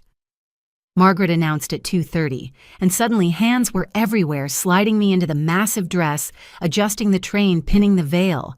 I felt like a doll being prepared for display. The pearls, I said when they reached for the diamond necklace Margaret had selected. I want to wear my mother's pearls. Absolutely not, Margaret started, but I cut her off. They're my something old, unless Whitmore weddings don't follow that tradition. She couldn't argue with tradition, not with the photographer capturing getting ready shots. The pearls were clasped around my neck, their familiar weight comforting against my skin. "You look beautiful," Madison whispered as she adjusted my train. "I'm sorry for everything." "It's not your fault," I murmured back. "No, but I didn't warn you. I thought maybe it would be different, maybe Ryan actually loved you. But they're all the same, all of them. The money ruins them." Before I could respond, she was whisked away to join the other bridesmaids. I stood before the full-length mirror, taking in the stranger, looking back. The dress was undeniably gorgeous, the hair and makeup flawless. But it wasn't me. It was Margaret's vision of a proper Whitmore wife, expensive, elegant, empty. 5 minutes. Someone called and my heart began to race. Not from nerves about marriage, but from anticipation. In 5 minutes, I'd begin the walk that would end very differently than anyone expected. Ryan appeared at the door, breaking tradition. "You look perfect," he said, his eyes skimming over me like I was a business presentation he approved of. "Isn't it bad luck to see the bride before the ceremony?" I asked. "We make our own luck," he replied, which would have sounded romantic if his tone wasn't so flat. "Mother wanted me to check that you were ready. No second thoughts." "None at all," I said truthfully. I had no thoughts about marrying him because it wasn't going to happen. "Good. I'll see you at the altar." He paused at the door. "Della, after this is over, after we're married, I hope we can put all the unpleasantness behind us. Start fresh." "I don't think that's possible, Ryan." His jaw tightened. "It better be. We have a lifetime ahead of us." He left, and I touched my pearls, feeling their smooth surface. 3:47. Less than an hour until the truth would detonate in the middle of their perfect garden party. The wedding coordinator appeared, clipboard in hand and stress in her eyes. "Time to go, Ms. Romano. Your father is waiting to walk you down." I almost laughed. She had no idea which father would be walking me down that aisle or what would happen when we reached the end. As I gathered my train and prepared to leave the suite, I caught sight of myself one more time in the mirror. The Whitmore bride stared back everything Margaret had demanded, but beneath the designer dress and careful makeup, Della Sterling smiled. They thought they'd bought me, controlled me, trapped me. They thought their money and manipulations made them invincible. They thought wrong. The wedding march was about to begin, but it wouldn't be celebrating a union. It would be marking the end of the Whitmore Empire's unchecked cruelty. And they'd have 300 witnesses to watch it fall. The string quartet began playing Pachelbel's canon as the garden doors opened before me. 300 faces turned in unison, a sea of designer hats and expectant smiles. The aisle stretched ahead like a white ribbon, lined with roses that probably cost more than a year of college tuition. But I barely noticed any of it, because standing at the entrance offering his arm with a slight smile was William Sterling. My father had dressed for war disguised as a wedding. His tuxedo was impeccable but understated the kind of quiet elegance that didn't need to announce its worth. To everyone else, he probably looked like any other wedding guest, but I saw the steel in his spine, the purpose in his eyes. "You look beautiful, princess," he murmured as I took his arm. "Just like your mother on our wedding day." "Daddy," I whispered back, "are you sure about this?" "I've been sure for 30 years, he replied. "Now smile, we have an audience." We began our walk, and I could feel the confusion rippling through the crowd. Who was this distinguished man with the bride? Where was the absent father they'd heard so much about? In the front row, Margaret's face went through several expressions in rapid succession: confusion, recognition, and then something approaching fear. She leaned over to Harold, whose complexion was rapidly matching the white roses. But it was Ryan's face that told the whole story. He stood at the altar trying to project confidence, but his eyes darted between me and my father with growing alarm. Behind him, his groomsmen shifted nervously. Marcus actually took a half step back. The walk took forever and no time at all. Each step brought us closer to the altar where Reverend Morrison waited with his practiced smile and leather-bound book. The garden was silent except for the music and the subtle clicking of photographers' cameras. I spotted familiar faces in the crowd: board members from various charities where I'd worked, society matrons who attended every fundraiser, business associates of Harold's who looked increasingly uncomfortable as they recognized my father. And there, in the third row where Margaret had relegated him, sat Jonathan Blackwood, federal prosecutor, and my father's law school roommate. The music faded as we reached the altar. This was the moment where my father should hand me over to Ryan, symbolic of transferring ownership from one man to another. Instead, William Sterling stood firmly in place, his hand still covering mine on his arm. "Dearly beloved," Reverend Morrison began, but my father raised his free hand. "Actually, Reverend, before we proceed, I believe there are some matters that need addressing." The garden erupted in whispers. Margaret shot to her feet. "This is highly irregular. The ceremony—" "Will wait!" my father said, his voice carrying the authority of someone used to being obeyed. He looked at Harold, and 30 years of patient fury lived in that gaze. "Hello, Harold.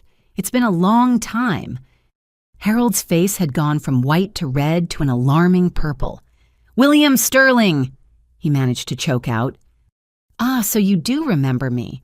I wondered after you built your empire on my work if you'd forgotten the man you stole it from." The whispers turned to gasps. Phones appeared in hands as guests realized they were witnessing something far more dramatic than a society wedding. "This is outrageous," Harold blustered. "You can't just—" "Can I?" My father's smile was sharp as winter. "You see, Harold, you taught me a valuable lesson all those years ago. You showed me the importance of documentation of contracts, of having everything in writing. So I did."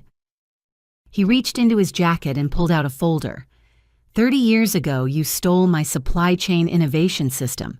You filed patents on my algorithms, built your fortune on my code. But you made one mistake.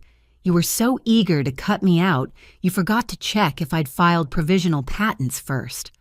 Jonathan Blackwood stood up in the third row.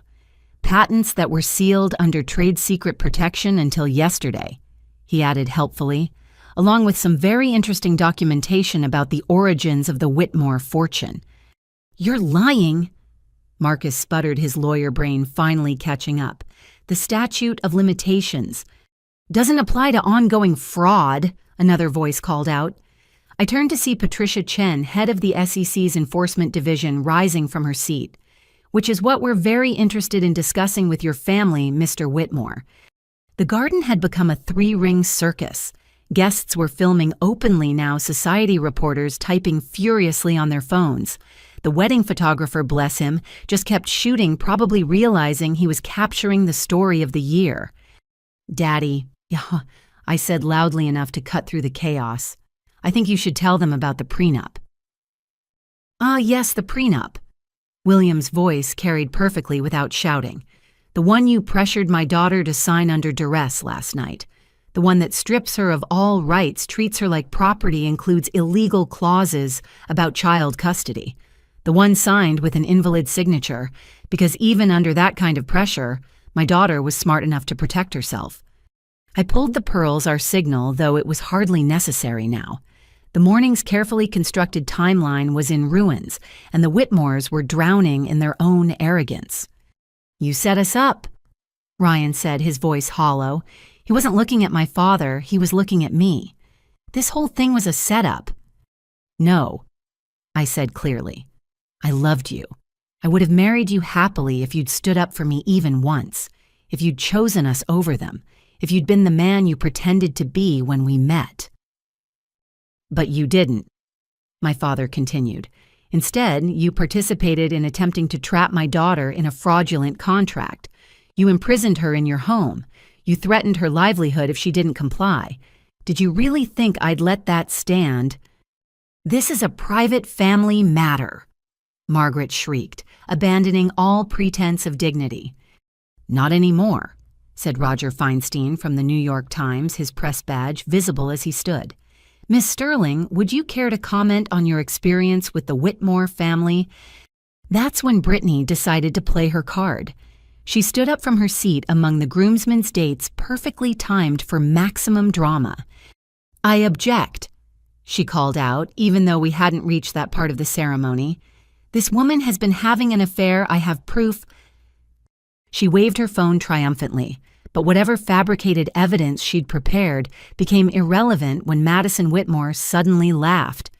It was the first genuine emotion I'd seen from her, and it transformed her face. "Oh, Brittany," Madison said, her voice carrying surprising strength. "Do you really want to talk about affairs? Should we discuss why you have a key to my husband's apartment, or why you were leaving the Whitmore building at 3 in the morning last Tuesday?" The groomsmen section erupted as Marcus tried to silence his wife, but Madison had found her voice and wasn't giving it up. "I've been documenting everything," she announced to the stunned crowd. "Every affair, every hidden asset, every bribe to keep business partners quiet. 5 years of evidence all backed up and sent to my lawyer this morning." "You signed an NDA," Marcus roared. "Which became void the moment you committed fraud," Madison shot back. "My lawyer says hi, by the way. She's sitting right there." She pointed to a severe-looking woman in the 5th row who waved cheerfully at the chaos. That's when Harold made his fatal error. In his fury and desperation, he lunged at my father. "You've ruined everything." But William Sterling hadn't built an empire by being unprepared. He sidestepped easily, and Harold's momentum carried him straight into the wedding cake table. The 5-tier monstrosity toppled in a cascade of fondant and sugar flowers, covering the patriarch in what was probably $20,000 worth of pastry. "I think," my father said calmly as Harold sputtered and raged from the ground, "this concludes the ceremony, Della." I looked at Ryan one last time.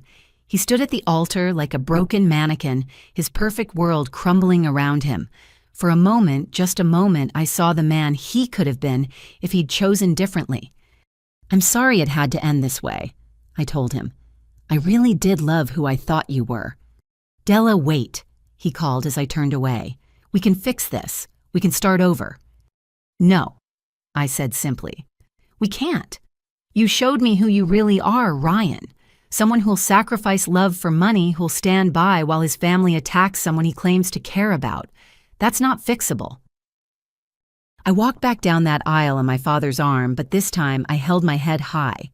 Behind us, the garden erupted into complete chaos. Federal investigators were serving papers. Madison was detailing Marcus's crimes to anyone with a recording device. Margaret was trying to salvage some dignity while covered in cake frosting alongside her husband. And through it all, the photographer kept shooting, documenting the complete destruction of the Whitmore Empire's carefully maintained facade. As we reached the garden doors, I heard Stephanie wail, "This wasn't supposed to happen. Brittany promised everything would work out."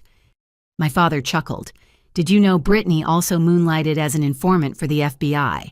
Apparently the Whitmores weren't as careful with their financial improprieties as they thought." "How long have you been planning this?" I asked as we walked through the estate toward the valet station. "Since the moment you told me they'd hurt you," he said simply. "But Harold, I've been waiting 30 years to watch him fall. That it happened while defending my daughter. That's just poetic justice." The valet brought my father's car around. Not the Bentley or the Aston Martin, but a simple Tesla. "Keep it understated," he'd always taught me. "Let your actions announce your worth, not your possessions." Ms. Romano, Ms. Sterling, wait. A crowd of reporters surged toward us, but my father's security team materialized from the crowd, creating a path. "One question," Roger from the Times called out. "What's next for you?" I paused at the car door, looking back at the estate where my wedding had become a crime scene. Then I smiled, my first genuine smile in months. I'm going back to my real life, my work, my apartment, my name. I touched my mother's pearls one more time. The Whitmores taught me something valuable, though. They showed me that wealth without integrity is just theft with better lawyers. I'd rather be honestly middle class than live in a palace built on other people's dreams. As we drove away, I could see the flashing lights of federal vehicles arriving. The Whitmore Empire, built on stolen innovation and maintained through decades of bullying and coercion, was finally facing justice. "So," my father said as we reached the highway, "where would you like to go? Paris, Tokyo? I think you've earned a vacation." "Actually," I said, watching the estate disappear in the rearview mirror, "I'd like to go home, my real home. Tomorrow there's a literacy program that needs volunteers, and I promised to read to the kids." He smiled the proud smile that reminded me why I'd kept my identity secret in the first place. I wanted to earn that pride, not inherit it.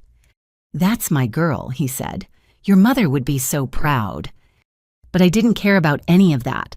I was free. Free from the prenup, free from the Whitmore family, free from a future that would have slowly suffocated everything real about me. And somewhere in that ruined garden, 300 guests were learning that sometimes the best weddings are the ones that don't happen at all.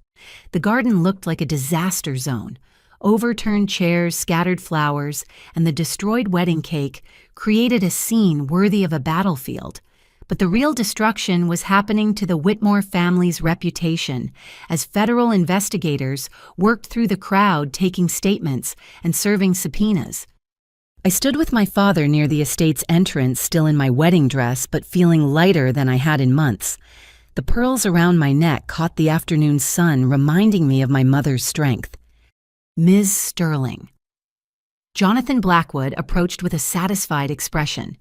"We'll need your statement about the prenuptial agreement and false imprisonment, but that can wait until Monday." "Of course," I nodded. "Whatever helps." Margaret Whitmore's shrill voice cut through the chaos. "This is entrapment harassment. Our lawyers will destroy all of you." She stood in the ruins of her perfect wedding designer dress stained with cake, pointing accusingly at anyone within range. But her threats fell flat as more investigators arrived, some wearing FBI windbreakers, others bearing SEC credentials. "Mrs. Whitmore," Patricia Chen said calmly, "I'd stop talking if I were you. Anything you say can and will be used against you." That's when Ryan finally found his voice. He pushed through the crowd, his tuxedo disheveled, his carefully styled hair in disarray. "Della, please," he called out. "Let me explain." I turned to face him, my father tensing beside me, but I placed a gentle hand on his arm. "It's okay, Daddy. I need to hear this." Ryan stopped a few feet away, his green eyes desperate. "I didn't know. About the investigators, about your father, about any of it." "But you knew about the prenup," I said quietly. "You knew about locking me in that room. You knew your family was threatening to destroy my career if I didn't comply." His shoulders slumped. I thought it was normal. It's how things have always worked in my family, how my parents' marriage worked, how Marcus's marriage worked. And you never once thought that maybe that was wrong. He ran a hand through his hair, the gesture achingly familiar. "When I met you, I was different. But the closer we got to the wedding, the more my family got involved, the more I felt like I had to choose between their world and yours." "So you chose theirs." "I chose the easy path," he admitted. "I chose not fighting them because I didn't think I could win." Behind him, Harold was being escorted to a federal vehicle, loudly protesting about his rights and connections. Margaret followed her dignity in tatters as she tried to explain why their financial records would show complete innocence. "Did you ever actually love me?" I asked Ryan. "Or was I just someone who fit the image you wanted to project?" For the first time since this chaos began, Ryan looked me directly in the eyes. "I loved you. God help me, I loved you more than I've ever loved anyone. But I'm a coward, Della. I couldn't stand up to them, couldn't risk losing everything I'd been raised to value." "You lost me instead," I said softly. "And what are you left with now?" We both looked at the estate grounds. Federal agents were cataloging evidence. Guests were giving statements or fleeing as quickly as dignity allowed. The Whitmore empire was crumbling in real time. "Nothing," Ryan said hollowly. "I'm left with nothing that matters." Brittany chose that moment to try slipping away unnoticed, but Madison's lawyer intercepted her. "Ms. Daniels, I have some questions about your role in drafting illegal contracts, and I believe the FBI wants to discuss your interesting side arrangement with the Whitmore finances." "This is your fault," Brittany spun on Ryan. "You were supposed to handle her. Keep her quiet and compliant like we discussed." "Like you discussed?" I asked, though I wasn't really surprised. Ryan's face flushed. "It wasn't like that. Brittany was just giving advice." Advice like hiring actors to fabricate evidence of an affair. My father spoke for the first time, his voice deadly quiet. "Yes, we know about that too. Amazing what people will confess when they think they're texting a co-conspirator instead of an FBI informant." Brittany's face went white as she realized the depth of her exposure. "I want a lawyer." "Probably wise," Jonathan Blackwood agreed. "You'll need a good one." As Brittany was led away, I noticed movement in the crowd. Madison Whitmore was walking toward us, her chin high despite everything. She'd removed her bridesmaid dress somewhere along the way and wore a simple black outfit that made her look younger, freer. "Della," she said when she reached us, "I wanted to apologize and to thank you." Thank me? For having the courage to stand up to them. Her voice was steady, but tears tracked down her cheeks. For showing me it was possible to fight back. I've been documenting their crimes for years, but never had the strength to do anything about it until today. "What will you do now?" I asked. "Divorce Marcus. Testify to everything I know.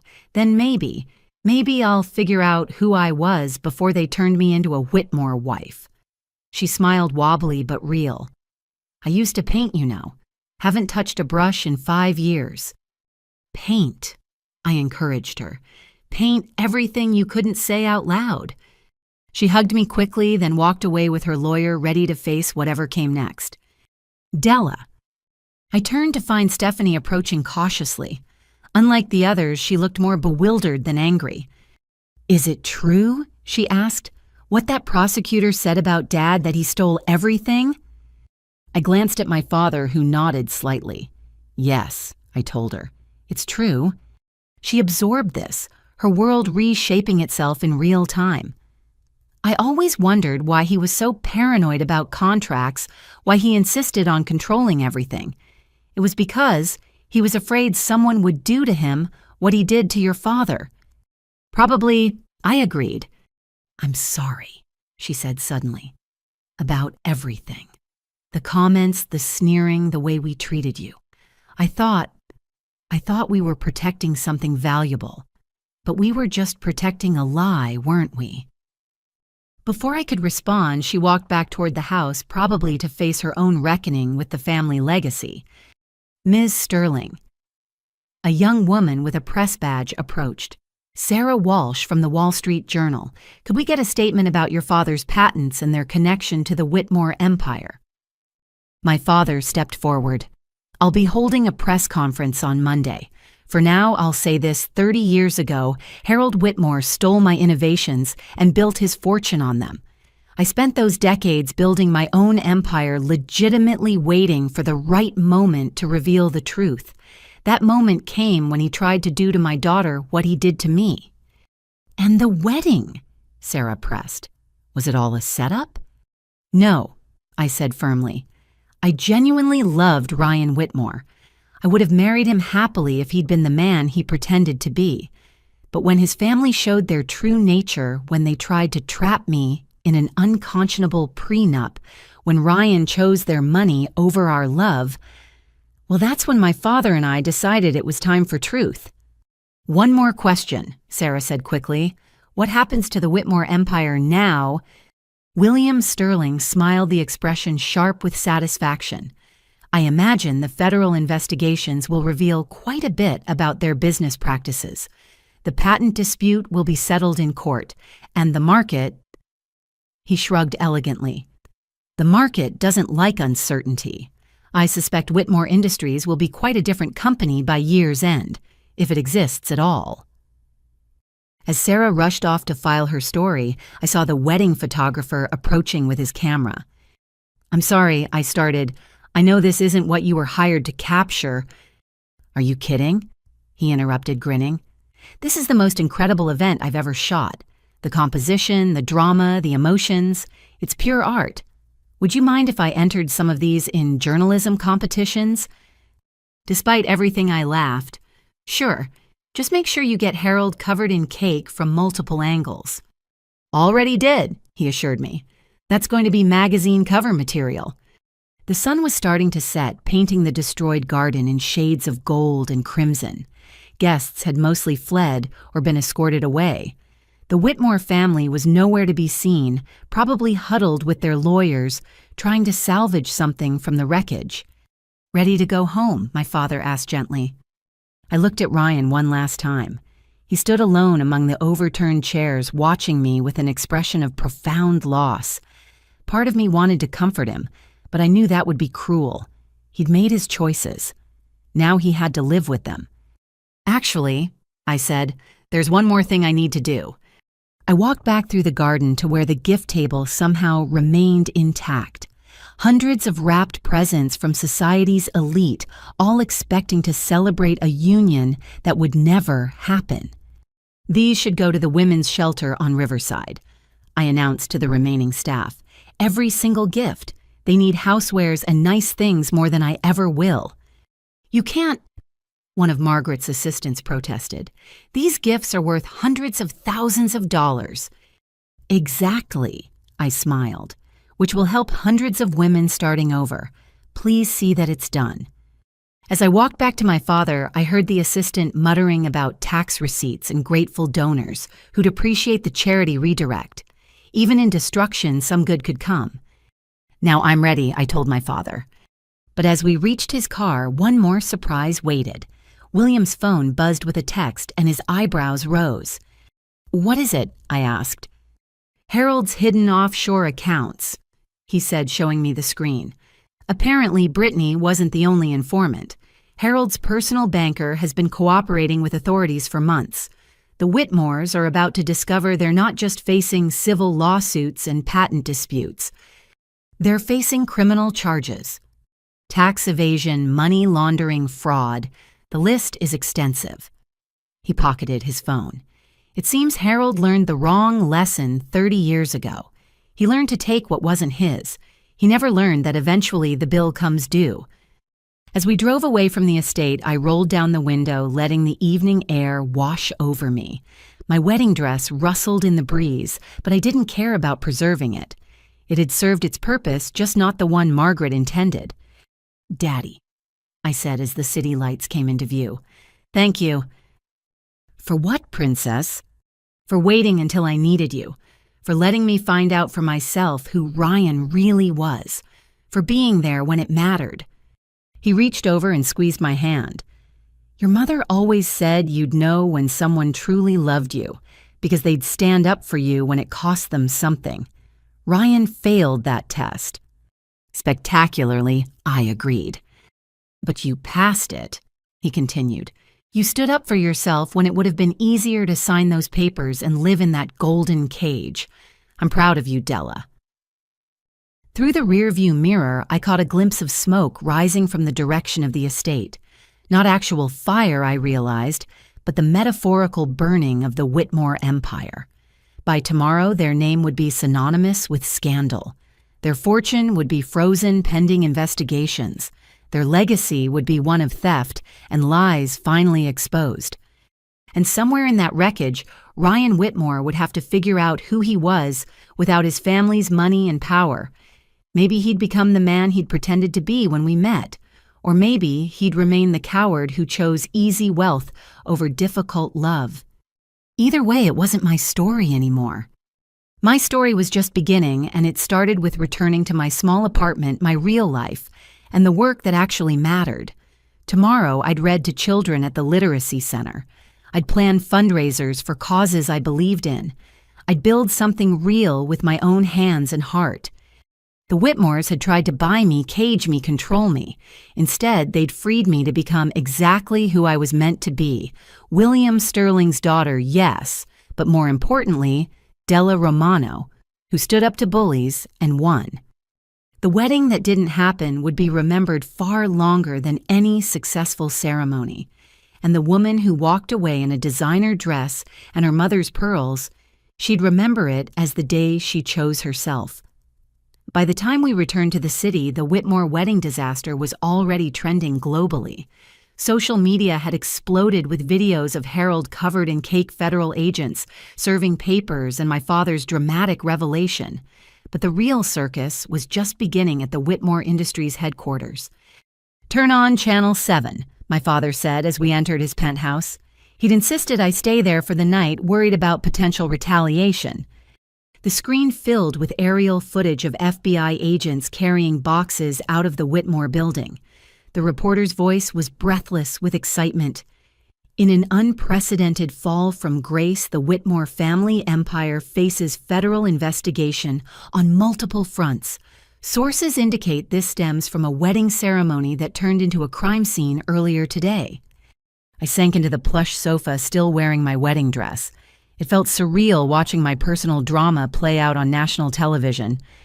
William Sterling, tech billionaire and father of the bride, has released documentation showing that Harold Whitmore built his retail empire on stolen technology.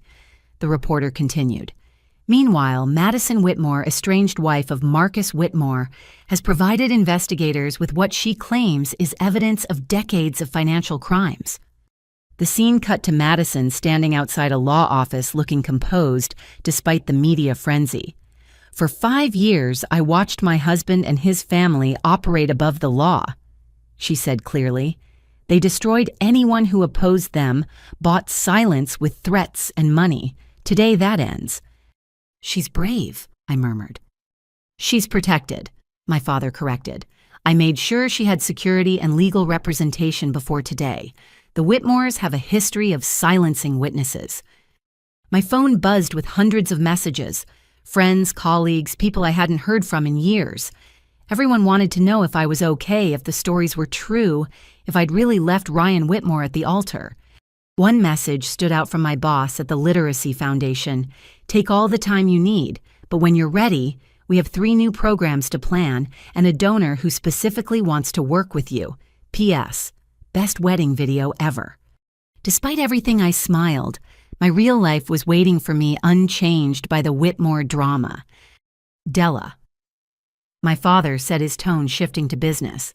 "There's something else you need to know. The investigators found more than financial crimes." He handed me a tablet showing court documents. As I read, my blood chilled. The Whitmores hadn't just been controlling their family members, they'd been systematically destroying competitors, blackmailing board members, and maintaining their empire through what amounted to corporate terrorism. "Ryan knew?" I asked, though I wasn't sure I wanted the answer. The penthouse felt like a sanctuary, but I knew I couldn't hide forever. By morning, the media frenzy had reached fever pitch. Every news outlet wanted my story, my father's story, the inside scoop on the wedding that exposed a criminal empire. "You need to speak," my father said over breakfast. "Control the narrative before they create one for you." He was right. I'd spent the night watching various experts speculate about my motives, with some even suggesting I'd been part of a long con to entrap the Whitmores. The truth needed to come from me. "I'll do it," I decided, but on my terms. 2 hours later, I sat in my father's home office facing a single camera for a live-streamed press conference. I changed out of the wedding dress into a simple blue sheath. My own clothes, my own choice.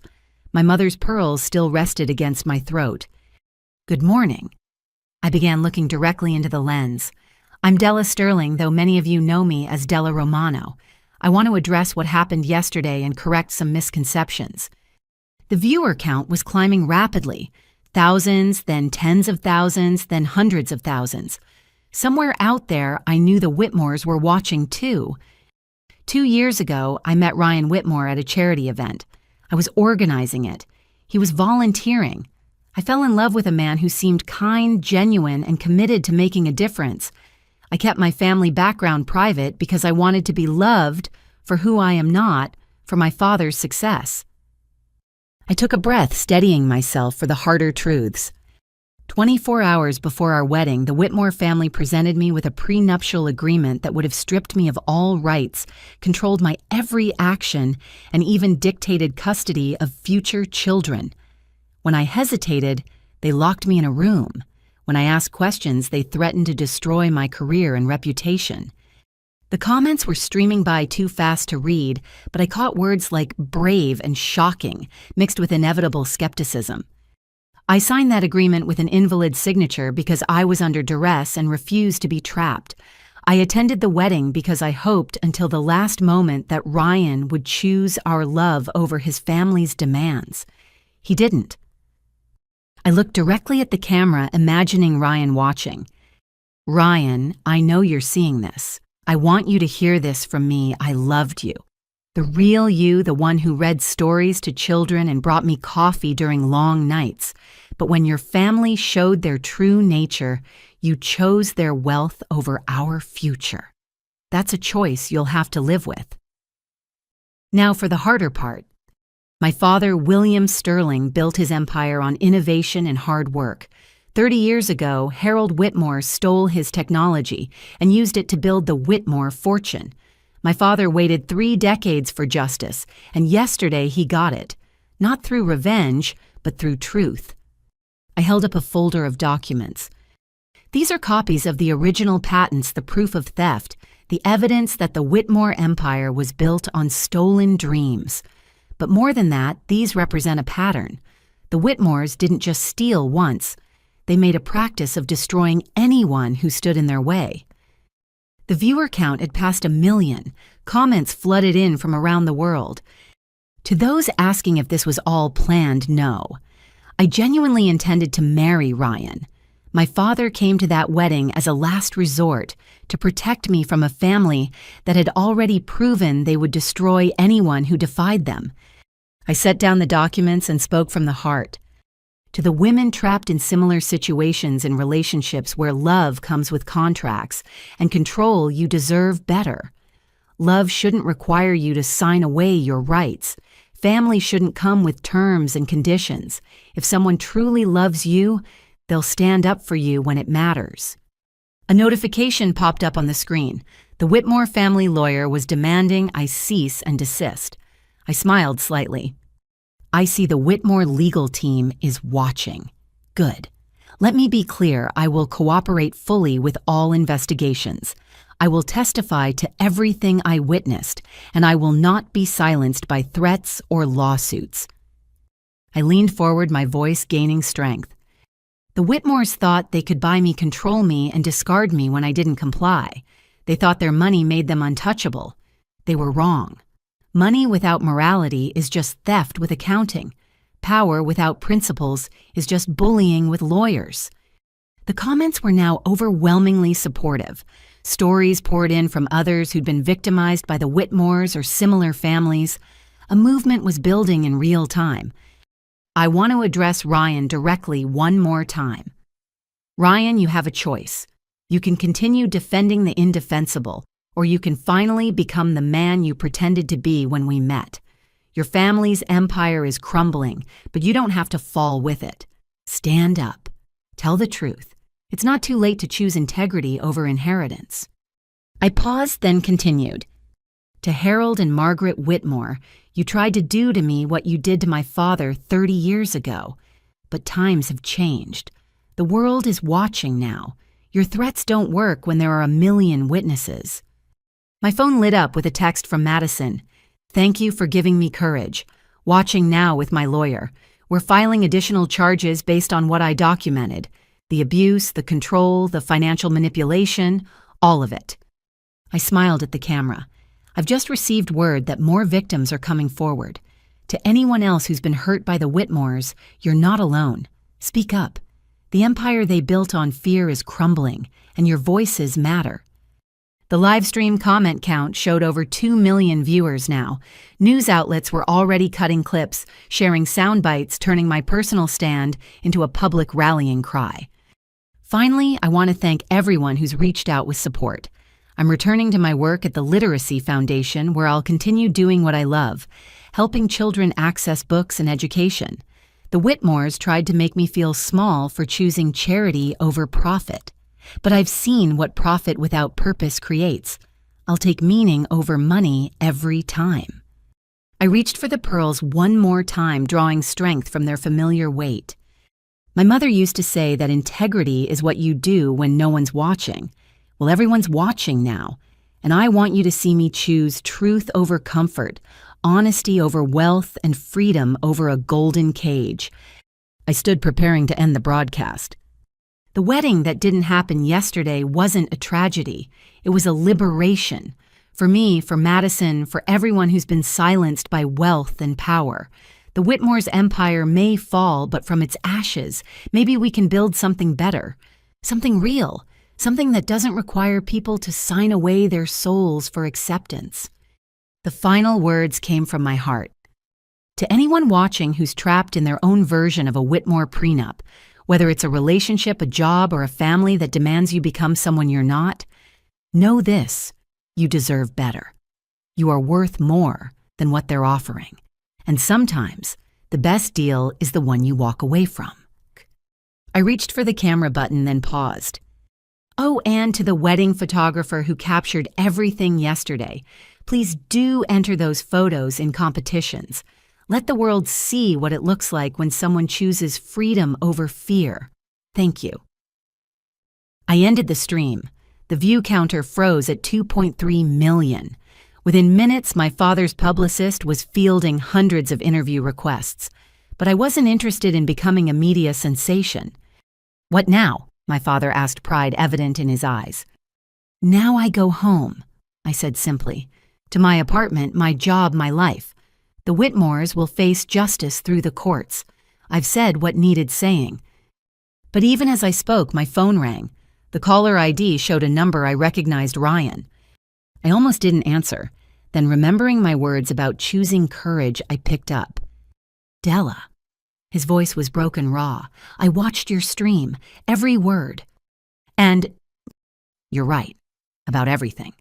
About me being a coward, about choosing money over love, about my family. A pause. I'm at the federal building. I'm about to go in and tell them everything I know. My heart skipped, but I kept my voice steady. Why are you telling me? Because you said it wasn't too late to choose integrity over inheritance. Because maybe if I do the right thing now, someday I can look in the mirror without hating what I see. Ryan, I don't expect forgiveness. I don't expect anything from you. I just wanted you to know that you did what I couldn't. You stood up to them. And now, because of you, maybe I can too. The line went dead. I stared at the phone, processing this unexpected development. He's turning witness, my father asked, reading my expression. Apparently. That took courage, he acknowledged grudgingly. Late, but still courage. Through the penthouse windows, I could see the city sprawling below. Somewhere out there, the Whitmores were scrambling to salvage their empire. Madison was building a new life. Ryan was walking into a federal building to betray his family, and countless others were finding strength in shared stories of survival. My phone buzzed with a news alert: breaking, Ryan Whitmore enters federal building, reportedly cooperating with investigation. Then another: Madison Whitmore files for emergency divorce, citing years of abuse and financial fraud. And another: Whitmore Industries stock plummets as board calls emergency meeting. The empire was falling faster than anyone could have imagined. But I felt no satisfaction in their destruction, only relief that their reign of terror was ending. I need to go, I told my father. The Literacy Center has a reading session this afternoon.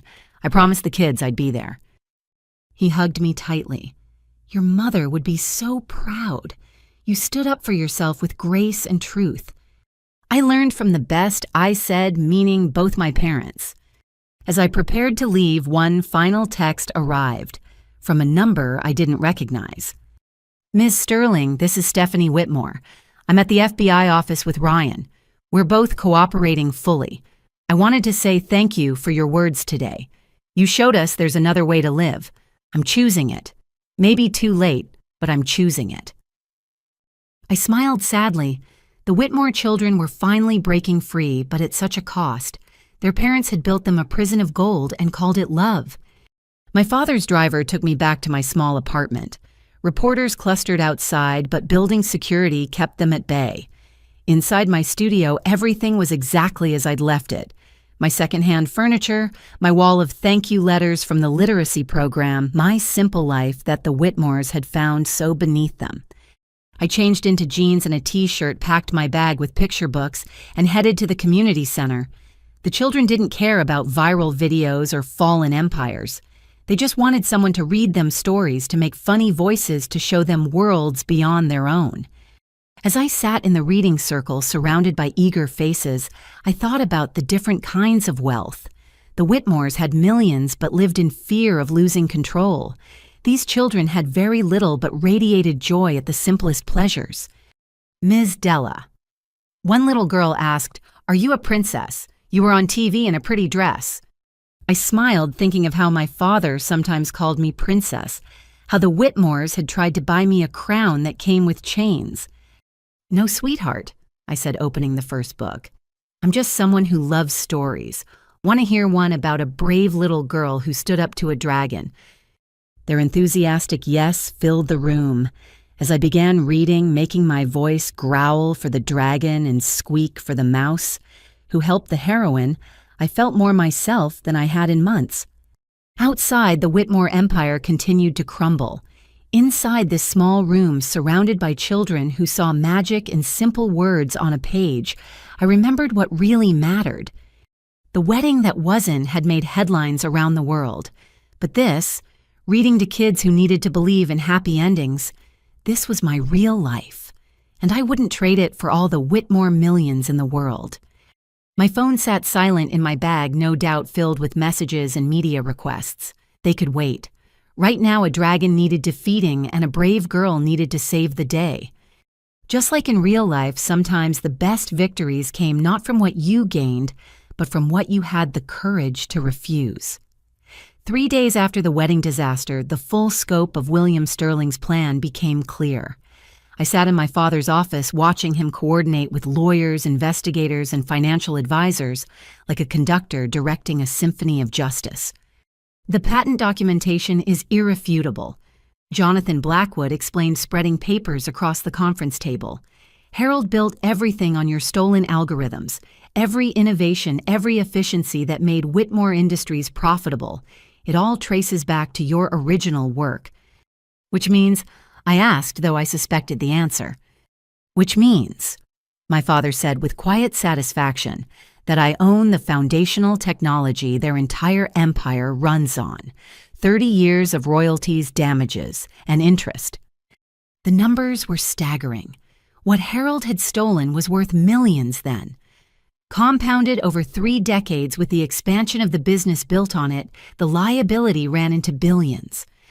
But that's not even the best part. Patricia Chen from the SEC added, pulling up financial records on her tablet. Madison Whitmore's documentation shows systematic fraud, tax evasion, and money laundering going back decades. The criminal penalties alone will bankrupt them. My phone buzzed. Ryan again. I'd been avoiding his calls since his decision to cooperate with authorities, but this time the message was different. "Please answer. They're threatening Mom and Stephanie. Dad's lost it completely." Against my better judgment, I stepped out to take the call. "Della." Ryan's voice was strained. Thank God, I didn't know who else to call. "What's happening?" "Dad's barricaded himself in the house with Mom. He's destroying everything. Computers, documents, artwork. He keeps ranting about not letting them win. Stephanie's here with me at the FBI office. We're terrified he'll hurt Mom or himself." Despite everything, I felt a pang of sympathy. Mental breakdown or not, this was still a family in crisis. "Have you called the police?" "They're there, but Dad won't let them in. He keeps screaming about his rights, his legacy." A pause. "Della, I know I have no right to ask, but could he help Dad might listen to him?" I returned to the conference room and explained the situation. My father's expression was unreadable as he processed this information. "Harold's breaking down," he said finally. "After 30 years of living in fear that someone would do to him what he did to others, it's finally happening." "Will you help?" I asked. He stood straightening his tie. "Not for Harold, but Margaret doesn't deserve to be collateral damage in her husband's collapse, and their children are trying to do the right thing." An hour later, we stood outside the Whitmore estate with police negotiators. The house looked different in daylight without wedding decorations. Less magical kingdom, more fortress. Through the windows, we could see Harold moving frantically, Margaret nowhere in sight. "Mr. Whitmore," the negotiator called through a megaphone. "This is Detective Martinez. We're concerned for your safety and your wife's. Please come to the door so we can talk." "Go away." Harold's voice was hoarse, desperate. "This is private property. You have no right." My father stepped forward. "Let me try." The negotiator hesitated, then handed him the megaphone. "Harold," my father's voice carried clearly. "It's William Sterling. We need to talk." Silence. Then movement at a window. "Come to gloat, Sterling." Harold's voice cracked. "Come to watch me burn." "I came because your son called my daughter begging for help, because your children are scared for their mother, because this needs to end before someone gets hurt." "It's already ended," Harold laughed bitterly. "You won. You took everything." "I took back what was mine," my father corrected calmly. "What you're losing now you did to yourself. But Margaret doesn't deserve this. Let her go, Harold. Face what's coming with whatever dignity you have left." Ryan and Stephanie had arrived, standing with us in the crowd of law enforcement and media. Stephanie was crying silently. Ryan looked like he'd aged a decade in 3 days. "Dad, please," Ryan called out. "Let Mom go. This isn't her fault." "Not her fault." Harold appeared at a window, disheveled and wild-eyed. "She pushed for that prenup. She insisted we control everything. Harold," Margaret's voice sharp even in crisis. "Stop talking. The lawyers said—" "The lawyers are gone," Harold roared. "They abandoned us the moment the feds showed up. 30 years of fees, and they run at the first sign of trouble." My father raised the megaphone again. "Harold, you have one chance here. Come out peacefully, let Margaret leave safely, and face this with whatever honor you can salvage. Or continue this breakdown and lose even the possibility of mercy from the courts." "Mercy?" Harold laughed again, the sound unhinged. "From the man whose technology I stole, from the daughter I tried to trap, from the system I've been gaming for decades." "From your children," my father said simply, "who are standing here begging you to stop, who'll have to live with whatever you do next for the rest of their lives." That seemed to penetrate Harold's rage. He looked past us to where Ryan and Stephanie stood, saw their faces, their fear.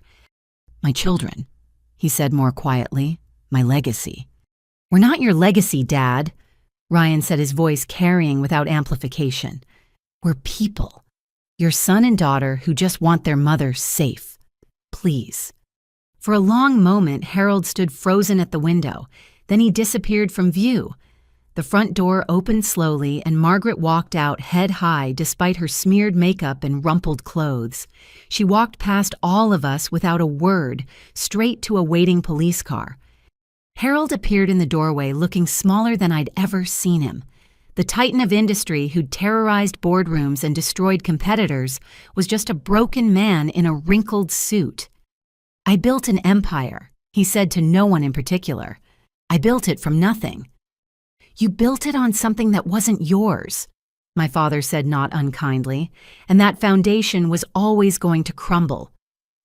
The police moved in cuffs ready. Harold didn't resist. As they led him away, he looked at Ryan and Stephanie one last time. "I'm sorry," he said, the words seeming to surprise him. "I taught you all the wrong things." Then he was gone, another fallen king, learning that empires built on lies always fall. Ryan and Stephanie stood lost in the crowd. Their parents were heading to custody. Their fortune was frozen. Their name was poison. Everything they'd known was gone. "What do we do now?" Stephanie asked her brother. "We start over," Ryan said quietly. "We learn to be different, better." He looked at me, and I saw something in his eyes I hadn't seen before. Genuine humility. "Thank you," he said, "for calling your father, for caring enough to help even after everything." "I didn't do it for you," I said honestly. "I did it because breaking the cycle of cruelty has to start somewhere. My father approached Ryan and Stephanie. You both have chosen to cooperate with authorities. That takes courage. If you need references for honest work when this is over, come see me. I believe in second chances for those who earn them. They nodded, overwhelmed by this unexpected kindness from the man their father had wronged. As we prepared to leave, Patricia Chen approached with news. The board of Whitmore Industries just voted. They're accepting Sterling Enterprises' buyout offer to avoid complete collapse. Mr. Sterling, you'll own the company by week's end. What will you do with it? I asked my father. He smiled, the expression holding both satisfaction and purpose. What I always intended if I ever got it back, transform it into something worthwhile, ethical business practices, fair wages, and a large charitable division. Run by someone who understands the value of giving back, he added, looking at me meaningfully. Daddy, no, I have my work, which you can continue.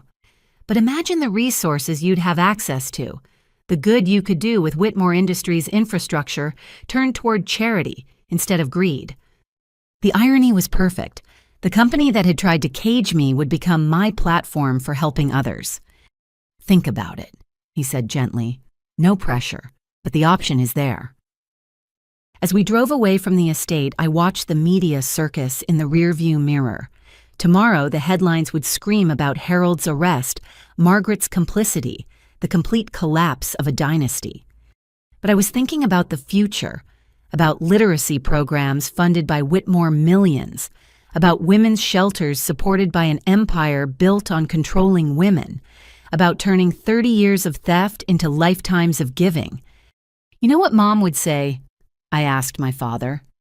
That the best revenge is a life well lived, that the best justice is transformation, taking something built on cruelty and making it kind.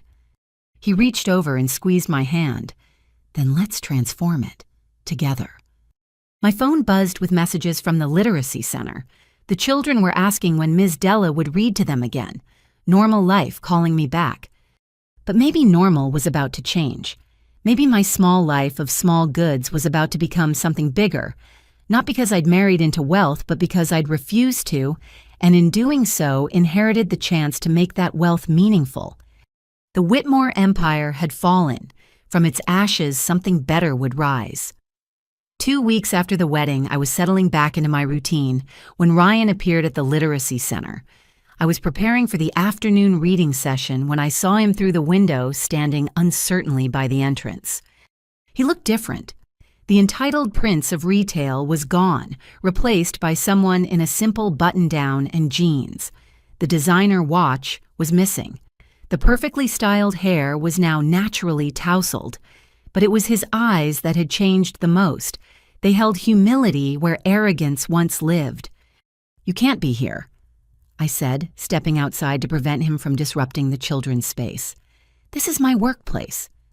"I know, I'm sorry. I needed to talk to you, really talk, without lawyers or media or family drama." "We have nothing to talk about, Ryan." "Please," he said, and the desperation in his voice made me pause. 5 minutes. Then I'll leave and never bother you again. I promise." Against my better judgment, I gestured to a bench in the small park across the street. The afternoon sun filtered through the trees, creating patterns that reminded me of happier times. "You look good," he said as we sat. "Happy, like yourself again." "I was always myself," I corrected. "You just wanted me to be someone else." He nodded, accepting the criticism without defense. "You're right. I see that now. I've had a lot of time to think these past 2 weeks. About who I was, who I am, who I could have been. And I realize I threw away the only real thing in my life." He stared at his hands clasped tightly in his lap. "You loved me, Della. Actually loved me. Not my money, not my family's status, not what I could buy you, just me. And I couldn't even recognize how rare that was." "I loved who I thought you were," I said carefully. "But that person might never have existed." "He did," Ryan insisted. "Those moments at the charity events, reading to kids, bringing you coffee, that was real.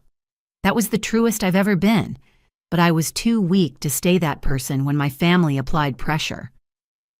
A group of children ran past, laughing and chasing bubbles someone was blowing nearby. Ryan watched them with something like wonder. "I've been testifying," he continued, "telling the FBI everything, about the bribes, the blackmail, the companies we destroyed. Did you know my father kept a ledger, like a trophy list of everyone he'd crushed?" "I'm not surprised," I said. "I gave them names, dates, amounts. Stephanie's doing the same. We're trying to make amends, though I know it can never be enough." "Why are you telling me this?" He turned to face me fully, and I saw tears threatening in his eyes. "Because I need you to know that I finally understand what you tried to tell me. That wealth without integrity is worthless. That love based on contracts isn't love at all. That I had something precious and I let fear and greed destroy it." "Understanding doesn't change what happened," I said gently but firmly. "I know. God, I know." He rubbed his face with his hands. "I keep replaying that night in the study. If I'd just stood up for you just once. If I'd told them the prenup was wrong, that you deserved respect, that I loved you more than their money. But you didn't." "But I didn't," he agreed miserably. "And now I've lost everything. Not just the money. That's gone anyway with the investigations. But you. The future we could have had. The life we planned." "The life you planned included controlling me," I reminded him. "Monitoring my friendships, limiting my career, dictating our children's lives." "That wasn't my plan," he protested, then stopped himself. "No, you're right. I let it become my plan. I stood by while they wrote those clauses. I told myself it was just paperwork, that our life wouldn't really be like that." How could it be anything else when it started with coercion and threats? He had no answer for that. We sat in silence, watching life flow past us. Normal people living normal lives, unburdened by prenups and dynasties and stolen fortunes. "I've gotten a job," he said suddenly. "Can you believe it? My first real job. I'm working at a nonprofit that helps small businesses navigate legal requirements. The pay is, well, it's humbling, but I'm actually helping people instead of destroying them. That's good, Ryan, really." "Della." He shifted to face me again, his expression painfully earnest. "I know I have no right to ask this. I know I destroyed everything with my cowardice. But is there any chance, any at all, that someday you could forgive me? Not take me back," he added quickly. "I know that's impossible, but just forgive me." I thought about his question about the man sitting next to me who looked so different from the one who'd shrugged off his family's cruelty 2 weeks ago. Growth was possible. Change was possible. But some bridges once burned couldn't be rebuilt. "I forgive you, Ryan," I said finally. "Not for your sake, but for mine. Holding on to anger would only let your family continue to control my life." Relief washed over his face. "Thank you, that's more than I deserve." "But forgiveness doesn't mean forgetting," I continued. "It doesn't mean we can be friends or that what happened was okay. It just means I'm choosing to let go and move forward." He nodded, understanding if not accepting. "What about, could we at least stay in touch? I'd like to know you're okay, that you're happy. You can follow the Literacy Center's newsletter if you want updates on my work, but personal contact, no. That chapter is closed." He stood abruptly, as if staying seated would make him plead more than he already had.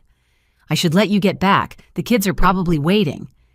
I stood too ready for this conversation to end, but he wasn't quite finished. "I dream about it sometimes," he said quietly. "The life we could have had if I'd been brave. Small apartment instead of the estate. Real friends instead of society contacts. Children who knew they were loved for themselves, not their last name. You reading to them every night while I cook dinner. I've been learning to cook. Did I tell you that I can make that lasagna you taught me now?" "Ryan, stop." "I know, I'm sorry. I just wanted you to know that I finally see what I gave up, what I chose money over, and I'll regret it for the rest of my life." He took a step away, then turned back one last time. Your father's announcement about the charitable foundation using Whitmore Industries to fund education and literacy programs nationwide, that's perfect.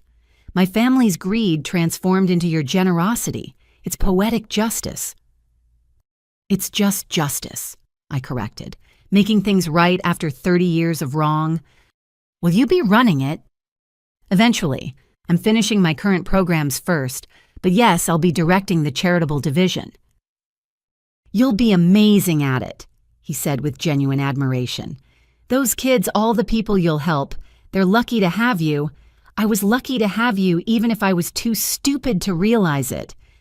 He walked away, then shoulders slumped but steps steady. I watched him go, feeling an unexpected mix of sadness and relief. The Ryan who'd just left was closer to the man I'd fallen in love with than the one who'd stood by while his family attacked me. But timing was everything, and his growth had come too late. Ms. Della, a small voice called out. Are you coming? It's story time. I turned to see Lucy, one of my regular attendees, bouncing impatiently at the center's door. Behind her, more children were gathering books clutched in eager hands. I'm coming, sweetheart. I called back, leaving the ghosts of what might have been on that park bench. Inside, surrounded by children who just wanted someone to make funny voices and bring characters to life, I felt the last of the Whitmore weight lift from my shoulders. Ryan would go on to build his new life, hopefully becoming the man he should have been all along, but it would be without me. I opened The Paper Bag Princess, a story about a princess who saves herself and decides the prince isn't worth the trouble. The children giggled at my dragon voice, gasped at the princess's cleverness, and cheered when she walked into the sunset alone but triumphant. Ms. Della, Lucy asked after the story, why didn't the princess marry the prince? Don't all stories end with weddings? I smiled at her innocent question. Not all stories, sweetie. Sometimes the best ending is when the princess realizes she's complete all by herself. She doesn't need a prince to have a happy ending. Like you, another child piped up. You were on TV in a princess dress, but you didn't get married. Exactly like me, I agreed. And you know what, I'm happier now than I would have been in that big castle. They seemed satisfied with that answer, already reaching for the next book. As I settled in to read about brave knights and clever rabbits and kind bears, I thought about Ryan's parting words. He was right about one thing. I was lucky. Not because I'd escaped the Whitmore trap, but because I'd remembered who I was in time to avoid it. These children, this work, this life I'd built with my own hands, this was my happy ending. And unlike fairy tales, it was real, sustaining, and entirely my own. The past was done. Ryan would find his path, hopefully toward redemption. The Whitmores would face justice, and I would keep reading stories, planning fundraisers, and soon directing a foundation that would transform stolen wealth into shared opportunity. Not all princesses needed princes. Some just needed the courage to write their own stories. And mine was just beginning. 6 months had passed since the wedding that wasn't. The Whitmore estate, once a symbol of power and prestige, had been transformed into something entirely different. Today it would host its final event under the Whitmore name before being converted into a nonprofit conference center. I stood at the entrance not in a wedding dress but in professional attire, wearing a badge that read Della Sterling, Romano Director of Community Initiatives, Sterling Whitmore Foundation. The irony wasn't lost on me. I'd entered this estate as a bride-to-be and was returning as the executor of its transformation. The media's here in full force, my assistant James informed me. They're calling this the ultimate revenge story. It's not revenge, I corrected gently. It's redemption, making something good from something that caused so much harm. The gardens where my wedding should have occurred had been redesigned. Gone were the ostentatious displays of wealth. In their place stood educational stations, literacy corners, and spaces designed for community gatherings. The house itself would become a training center for nonprofit leaders, its many rooms repurposed from showcasing wealth to building community service. Ms. Sterling Romano. A familiar voice made me turn.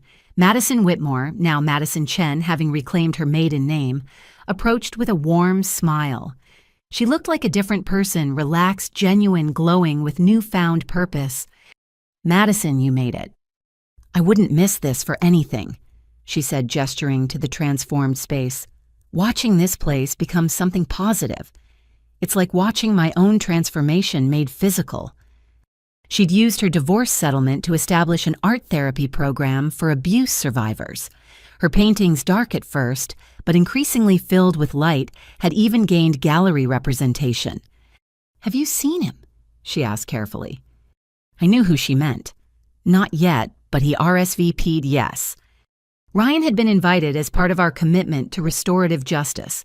All former Whitmore family members who'd cooperated with authorities and shown genuine remorse were welcome to witness the transformation of their former empire. As if summoned by our conversation, I spotted him across the garden. He stood with Stephanie, both dressed, simply observing the changes with expressions I couldn't quite read. When our eyes met, he offered a small nod. Acknowledgement without intrusion. I returned it, then refocused on the day's agenda. "Ladies and gentlemen." I began my speech an hour later, standing where the wedding altar should have been. "Welcome to the last day of the Whitmore estate as we've known it, and the first day of its new purpose." The crowd included charity leaders, educators, former Whitmore employees who'd been rehired under fair conditions, and members of the media. But most importantly, it included beneficiaries of our programs.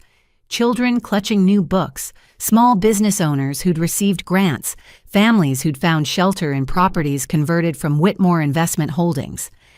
This estate was built on stolen innovation and maintained through decades of exploitation. I continued believing in the power of truth. But buildings aren't guilty of their creators' crimes. Spaces can be redeemed.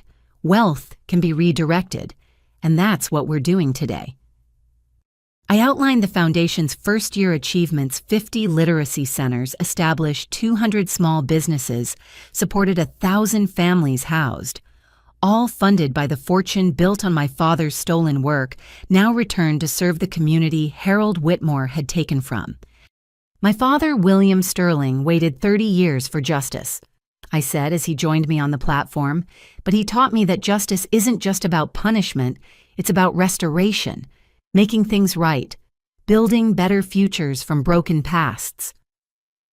The crowd applauded as my father spoke about forgiveness, transformation, and the power of using wealth for good.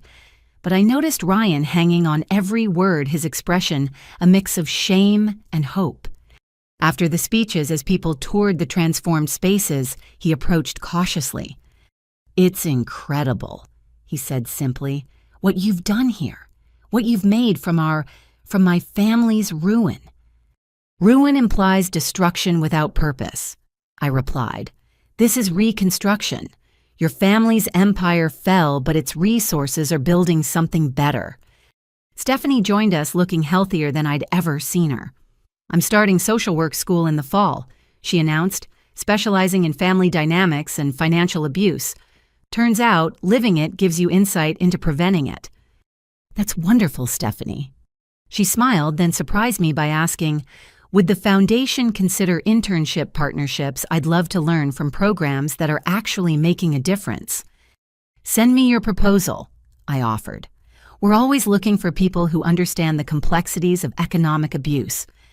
As they moved on to explore other areas, I found myself standing where my father had revealed the truth 6 months ago. The spot had been transformed into a meditation garden, complete with a small plaque: "Truth sets us free, but kindness helps us heal." Ms. Sterling Romano. A young woman approached nervously. "I'm Sarah Walsh from the Wall Street Journal, the one who broke the story wide open, I remember. I wanted to thank you. Your live stream, your courage in speaking truth. It inspired a whole series on financial abuse in wealthy families. We've helped dozens of people find resources to escape similar situations." "That's the point," I said. "Breaking cycles, creating ripples of change." The afternoon progressed with tours, presentations, and testimonials from program beneficiaries. Former Whitmore employees spoke about fair wages and ethical business practices. Charity partners discussed sustainable funding models. Children from our literacy programs performed a play they'd written about kindness conquering greed. As the sun began to set, casting golden light through the same windows that had once witnessed my imprisonment, I stood in the blue guest room, now converted to a counseling space for financial abuse survivors. Full circle. My father appeared in the doorway. Something like that. I touched the window where paint had once sealed it shut. Now it opened easily, letting in fresh air and the sounds of positive change. Any regrets? He asked gently. I thought about it honestly, about how it happened. Yes, people were hurt, lives disrupted, but about the outcome, no. This is better than any traditional happy ending. Through the window, I could see Ryan and Stephanie helping load books into a van bound for one of our literacy centers. He'd volunteered for the physical work, no fanfare, no seeking attention, just quiet service. He's trying, my father observed. They all are in their own ways. Harold was serving his sentence teaching financial literacy to fellow inmates. Margaret, under house arrest, had started corresponding with women trapped in similar gilded cages. Consequences don't prevent redemption. Your mother would be so proud, my father said. You took something that could have destroyed you and turned it into purpose. As the event wound down, I walked through the estate one last time as it existed in Whitmore form. Tomorrow, contractors would begin the final conversions. The chandeliers would be replaced with practical lighting. The gilt would be painted over. The ostentation would give way to functionality. Della. Ryan stood by the entrance, clearly working up courage for something. I paused, waiting. I just wanted to say thank you, he said, for including us today, for showing us what we could have been building all along, and for being the person who could see past revenge to something better.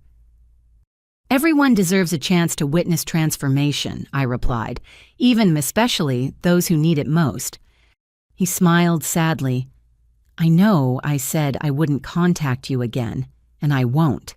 But seeing this, seeing what you've built from our ashes, I'm glad I loved you, even if I was too weak to honor that love. You've shown me what strength really looks like. Strength looks like a lot of things, I said, including admitting wrongs and working to right them. Keep going, Ryan. Your story doesn't end with your family's fall. I left him there in the entrance where I'd once entered as a naive bride-to-be. But I wasn't running away this time.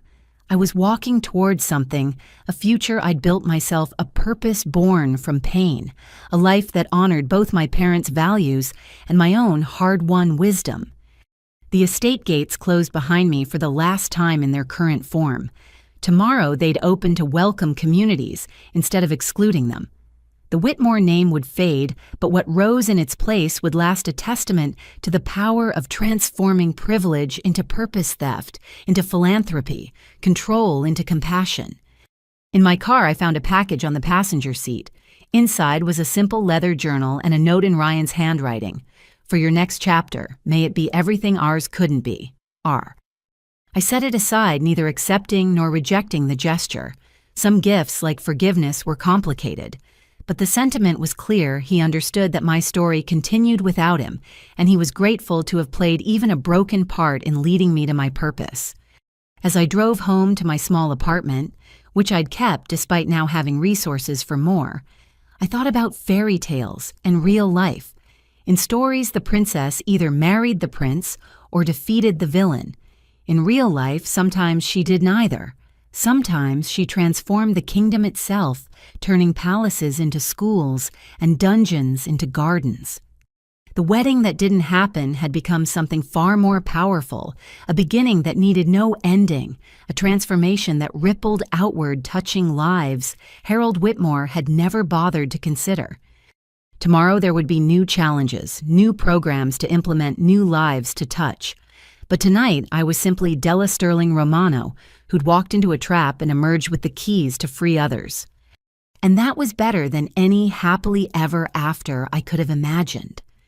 1 year later, I stood in my office at the Sterling Whitmore Foundation, looking out at a view I never could have imagined. Not because of the skyline or the prestigious address, but because of what I could see happening below a job fair for formerly incarcerated individuals, organized in what used to be Whitmore Industries' exclusive parking garage. The Times wants a follow-up interview, James informed me, entering with a stack of messages. 1 year later, where are they now, that sort of thing? Schedule it, I decided. But make sure they understand it's not about gossip, it's about the work we're doing. The past year had been a whirlwind of transformation. The foundation had exceeded every projection, helping thousands of families while dismantling the predatory practices that had built the Whitmore fortune. But more interesting were the personal transformations. A knock on my door interrupted my thoughts. "Come in." To my surprise, it was Stephanie Whitmore. She'd been interning with us for 6 months, but usually communicated through her supervisor. "Della, do you have a moment?" She looked nervous but determined, reminding me of myself standing up to her family. "Of course, sit." She perched on the edge of the chair, gathering courage. "I've been accepted to Columbia's social work program, full scholarship." "Stephanie, that's wonderful. Congratulations." "Thanks, but that's not why I'm here." She pulled out a folder, hands slightly trembling. "I've been working on something, a program proposal for children of white-collar criminals." I raised an eyebrow, encouraging her to continue. "Growing up, Whitmore meant growing up with warped values," she explained. "We were taught that money equaled worth. That power meant permission to hurt others. When that worldview collapses, you're left with nothing. No moral compass, no sense of identity beyond your bank account. And you want to create a program for kids in that situation." She nodded eagerly. "Counseling, mentorship, education about ethical wealth. Maybe if someone had intervened when Ryan and I were young, shown us another way." She trailed off, then straightened. "I can't change the past, but maybe I can help others avoid our mistakes." I read through her proposal, impressed by its thoughtfulness and personal insight. "This is excellent work, Stephanie. Let's develop it further. I think you're onto something important." Her face lit up, the first genuine joy I'd seen from her. As she left clutching the folder with new purpose, I reflected on the ripple effects of change. Stephanie was becoming someone her parents never would have recognized, thoughtful, empathetic, driven by purpose rather than profit. My phone buzzed with a text from an unknown number. I almost deleted it, then noticed the area code, Rikers Island. "Ms. Sterling Romano, this is Harold Whitmore. I'm teaching my financial literacy class today and wanted you to know. We've helped 12 inmates prepare for job interviews. They have hope now.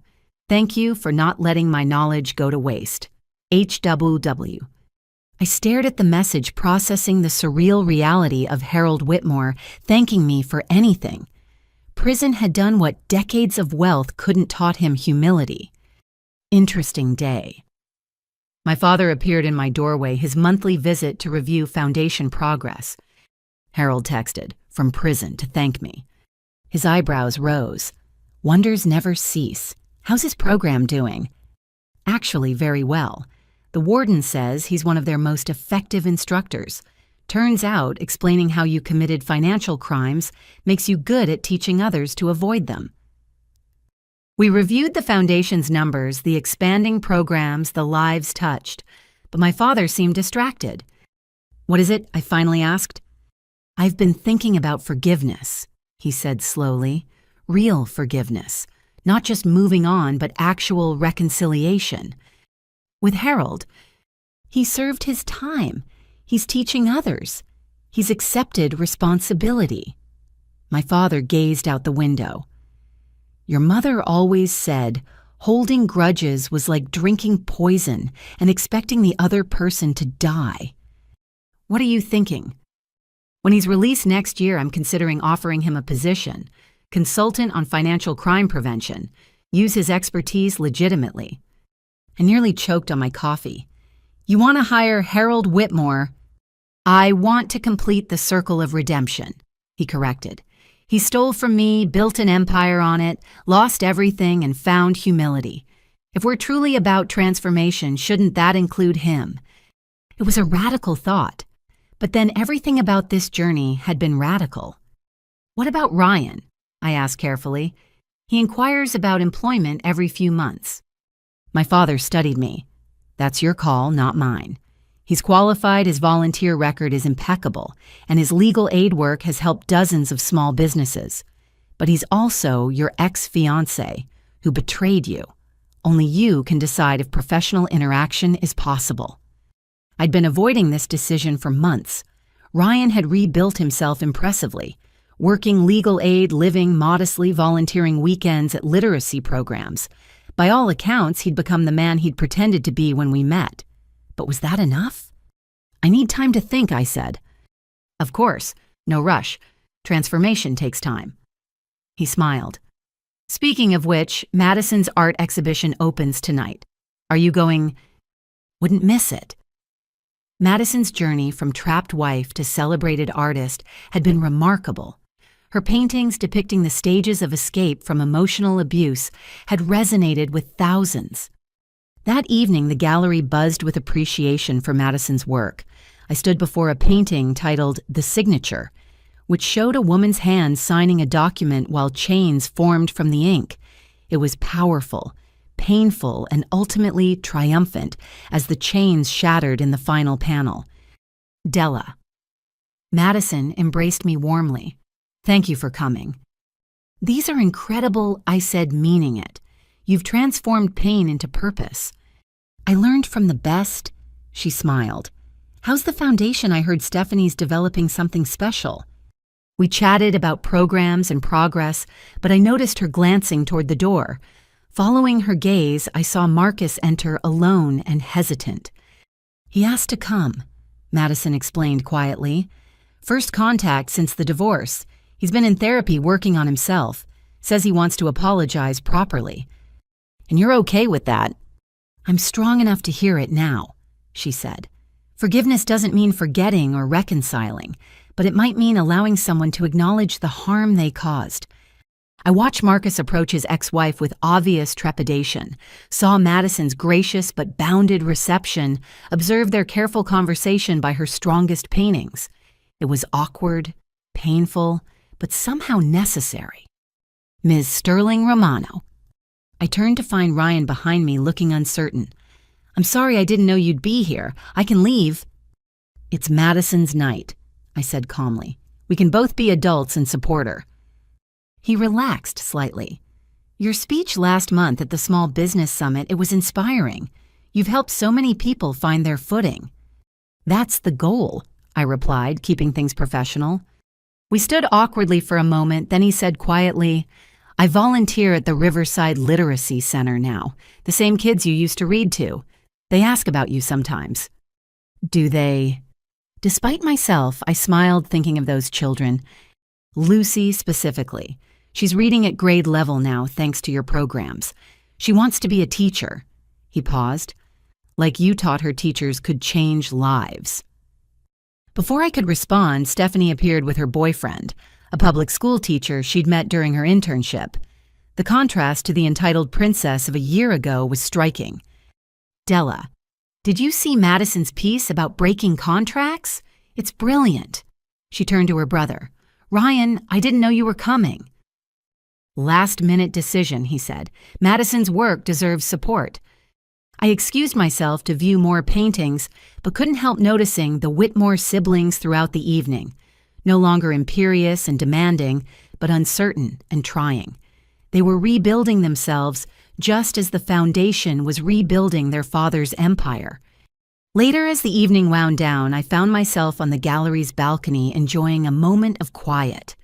The city sparkled below, full of stories of rise and fall, redemption and revenge. Hiding. My father joined me, 2 glasses of champagne in hand.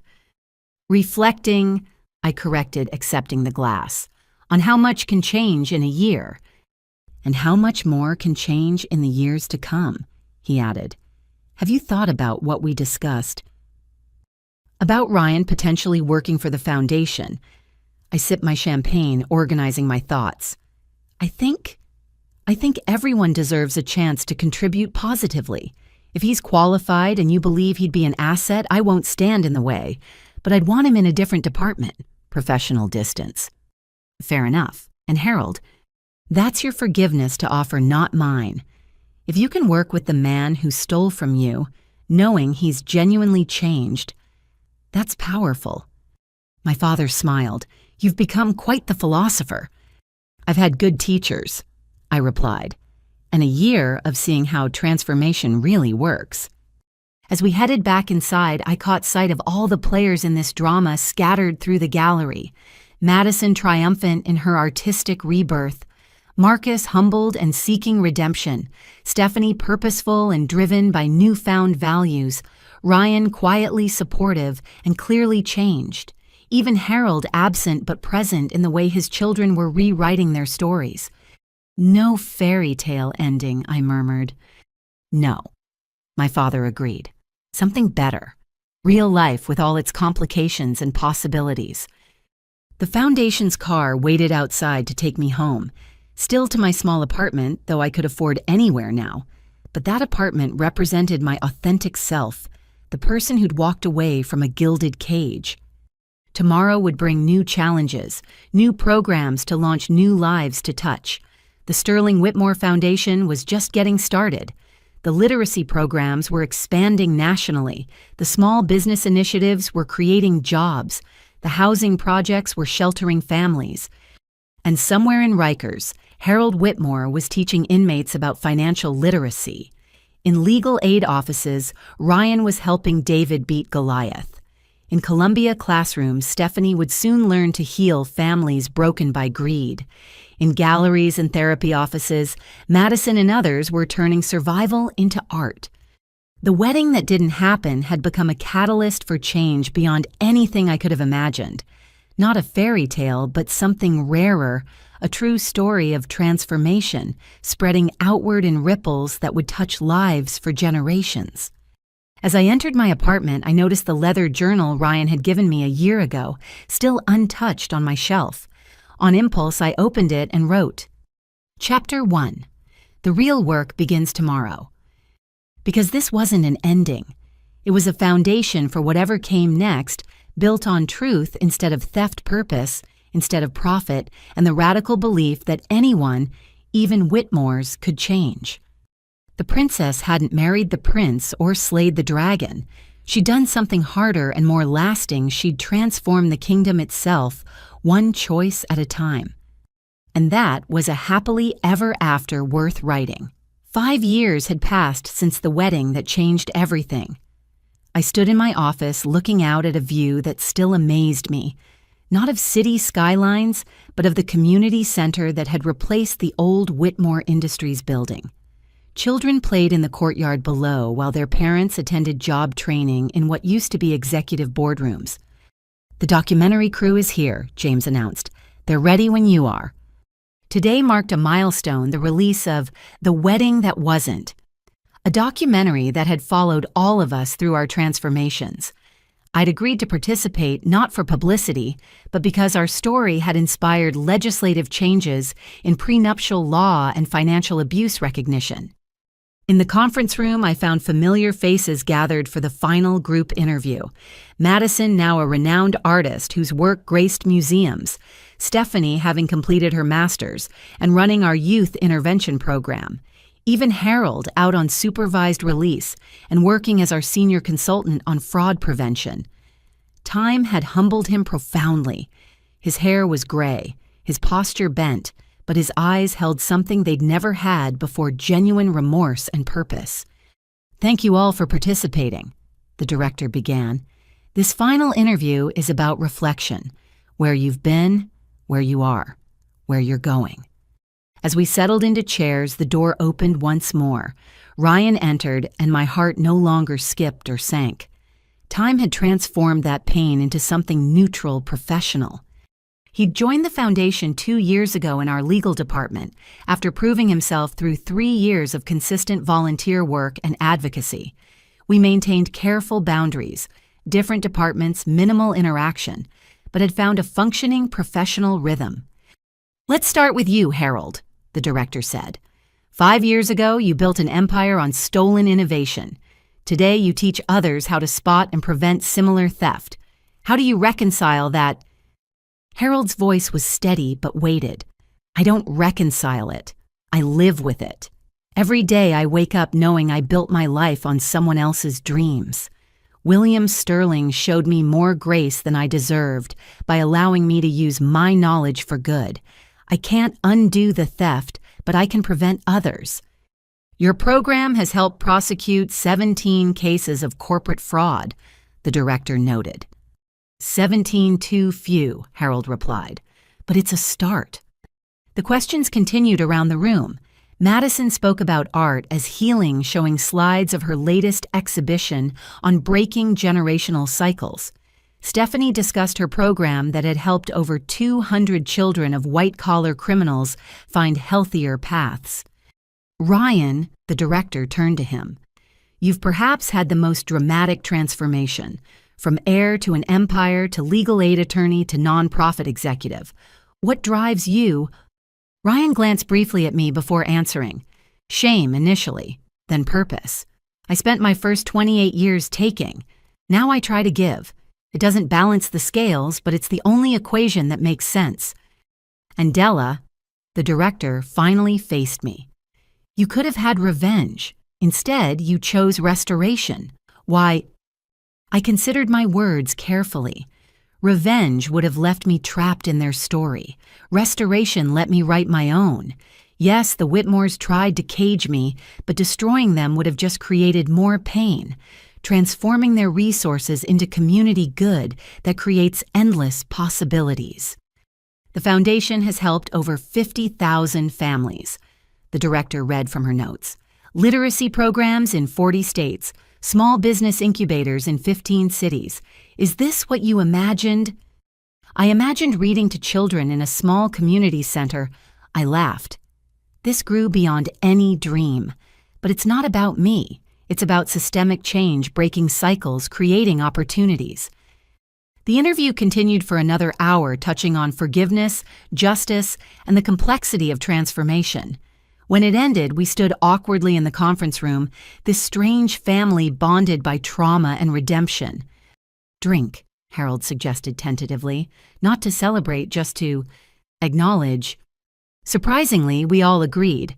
At a quiet restaurant nearby, we raised glasses of water and wine to survival change and the strange paths life takes.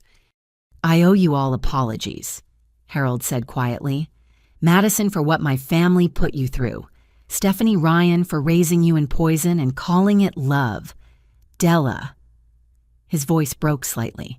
For trying to do to you what I'd done to your father. There aren't enough words. Then don't use words, I suggested. Use actions. Keep teaching. Keep preventing others from following your path. As the evening progressed, I found myself in unexpected conversation with Ryan at the bar while others mingled. We'd carefully avoided personal interaction for 2 years, but somehow the documentary had shifted something. Do you ever think about it? He asked quietly. What life would have been if I'd been different then? No, I answered honestly. That way lies madness. I think about what is not what might have been. Fair enough. He studied his glass. I'm seeing someone, a teacher from Stephanie's program. She knows the whole story, understands the work I'm trying to do. I'm glad, I said, meaning it. Everyone deserves a chance at real love. What about you? James mentioned someone. David. He runs one of our small business programs. We've been together about a year. I smiled, thinking of the kind man who'd entered my life with no agenda except genuine partnership. He proposed last month. Ryan's face showed a complex mix of emotions before settling on something like peace. Congratulations, really. You deserve happiness. We all do, I said, even reformed Whitmores. We returned to the group where Stephanie was showing photos from her program's graduation. Young people who'd grown up in families destroyed by white-collar crime, now heading to college, or careers with healthier perspectives on success. This one, she pointed proudly, is starting at NYU in the fall, wants to be a prosecutor. Says she's going to put future Heralds in jail before they can hurt anyone. Good, Harold said firmly. That's exactly what should happen. As the evening ended, we went our separate ways, but before leaving, Harold approached me one more time. I've been working on something, he said, pulling out an envelope, with my lawyers. It's a fund for the specific families my theft hurt 30 years ago. We tracked down 17 small investors who lost everything when I stole Williams' innovation. This sets up restitution payments. I looked at the documentation. Harold, this is significant money. Not enough. Never enough. But it's what I can do with what I have left. He handed me the envelope. Will the foundation administer it? Ensure it reaches the right people? Of course. He nodded and walked away, shoulders bent with the weight of genuine accountability. It was a far cry from the man who'd tried to force me to sign my life away. The next morning, I met David for coffee before work. He'd seen the documentary preview and wrapped me in a warm hug. Heavy stuff, he said. You okay? More than okay, I assured him. It's closure in a way, seeing how far we've all come. Even Ryan, David, knew our history but had never shown jealousy, only understanding. Especially Ryan. The man he is now could never have done what he did then. Growth is possible for anyone. David smiled. Speaking of growth, the venue called. They have an opening next spring. What do you think?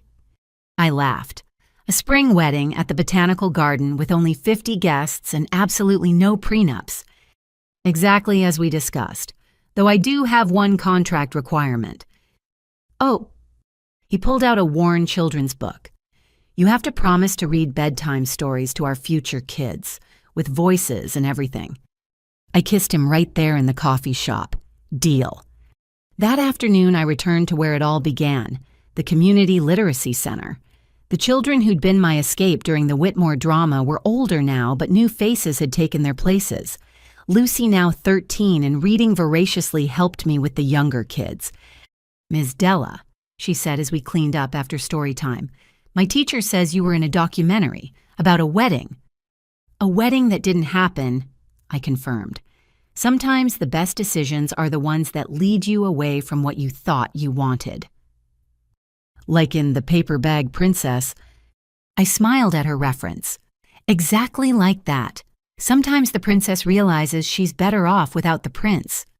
But you're getting married now, right, to Mr. David? I am, but this time it's as equals. No castles, no contracts, no cages, just two people choosing to build something together. She seemed satisfied with that answer, helping me shelve books with careful hands. As we worked, I thought about the cycles we'd broken and the new ones we'd started. The Whitmore empire had fallen, but in its place stood something stronger, a network of programs, opportunities, and second chances. Harold taught accountability. Madison created beauty from pain. Stephanie guided young people away from their parents' mistakes. Ryan advocated for those without power, and I got to wake up every day and direct resources toward real change. My phone buzzed with a message from my father. Proud of you, Princess. Mom would be too. That evening, as David and I planned our simple wedding, I pulled out the leather journal Ryan had given me 5 years ago. I'd written only that one line, but now I knew how to continue. Chapter 2. The real happily ever after isn't in endings, but in beginnings, in the choice to wake up each day and build something better than what came before, in the understanding that love isn't a contract, but a conversation renewed daily through actions both small and large. I wrote about the children learning to read the businesses, finding their footing, the families rebuilding after financial ruin. I wrote about Harold's restitution fund and Stephanie's graduating class, about Madison's art speaking for those still finding their voices, about Ryan's quiet dedication to justice, performed without fanfare or expectation of forgiveness. And I wrote about David, who saw my whole story and loved me not despite it, but because of it, who understood that strength comes from surviving storms, not avoiding them. The documentary would air next month, sharing our story with the world. But the real story continued every day in smaller ways, in every child who learned to read, every family that found stable housing, every person who chose transformation over stagnation. The wedding that didn't happen had taught me that the best love stories aren't about grand gestures or perfect princes. They're about people brave enough to show up as themselves, flawed and striving, and build something real together. As I closed the journal, David called from the kitchen. "Dinner's ready, and I finally mastered your grandmother's lasagna recipe."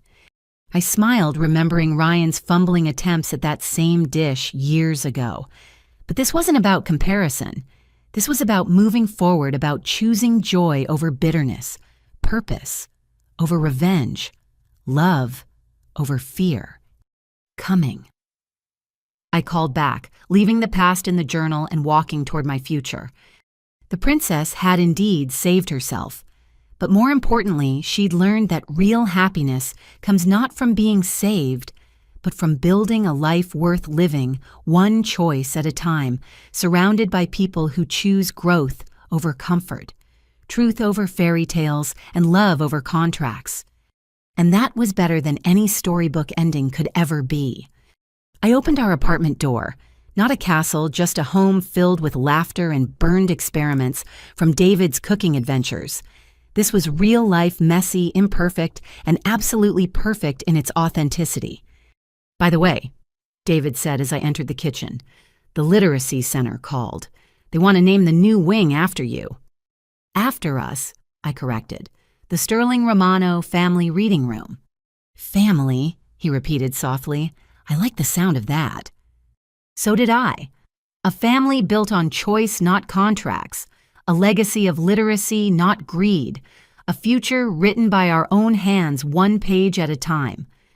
The wedding that didn't happen had been the greatest gift, not because it freed me from the Whitmores, but because it freed me to discover who I really was. And who I was, it turned out, was exactly who I was meant to be. As I share this story with you, I want to leave you with this thought. Your worth is not determined by what others are willing to pay for your compliance. True love doesn't come with terms and conditions. Real partnership means standing together, not one person kneeling while the other holds the keys. If you've ever been asked to sign away your rights for love, if you've been locked in a room, literal or metaphorical, until you agreed to demands, if someone has threatened to destroy you for not complying with their vision of who you should be, know this: you deserve better. The castle might look beautiful from the outside, but if it's a prison, it's still a cage. Sometimes the bravest thing you can do is walk away, even if that means walking alone for a while. What matters most to you? Authentic love or contractual obligation?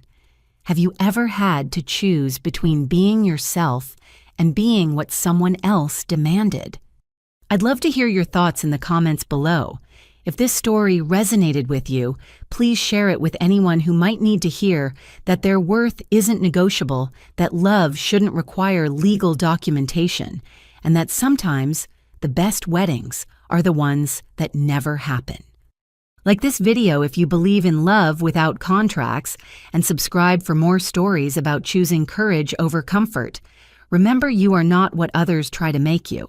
You are who you choose to become. Thank you for joining me on this journey from almost bride to foundation director, from trapped to free, from fairy tale to reality. May your own story be filled with authentic love, genuine partnership, and the courage to say no when yes would cost you everything. Until next time, remember, write your own story. The pen is always in your hands.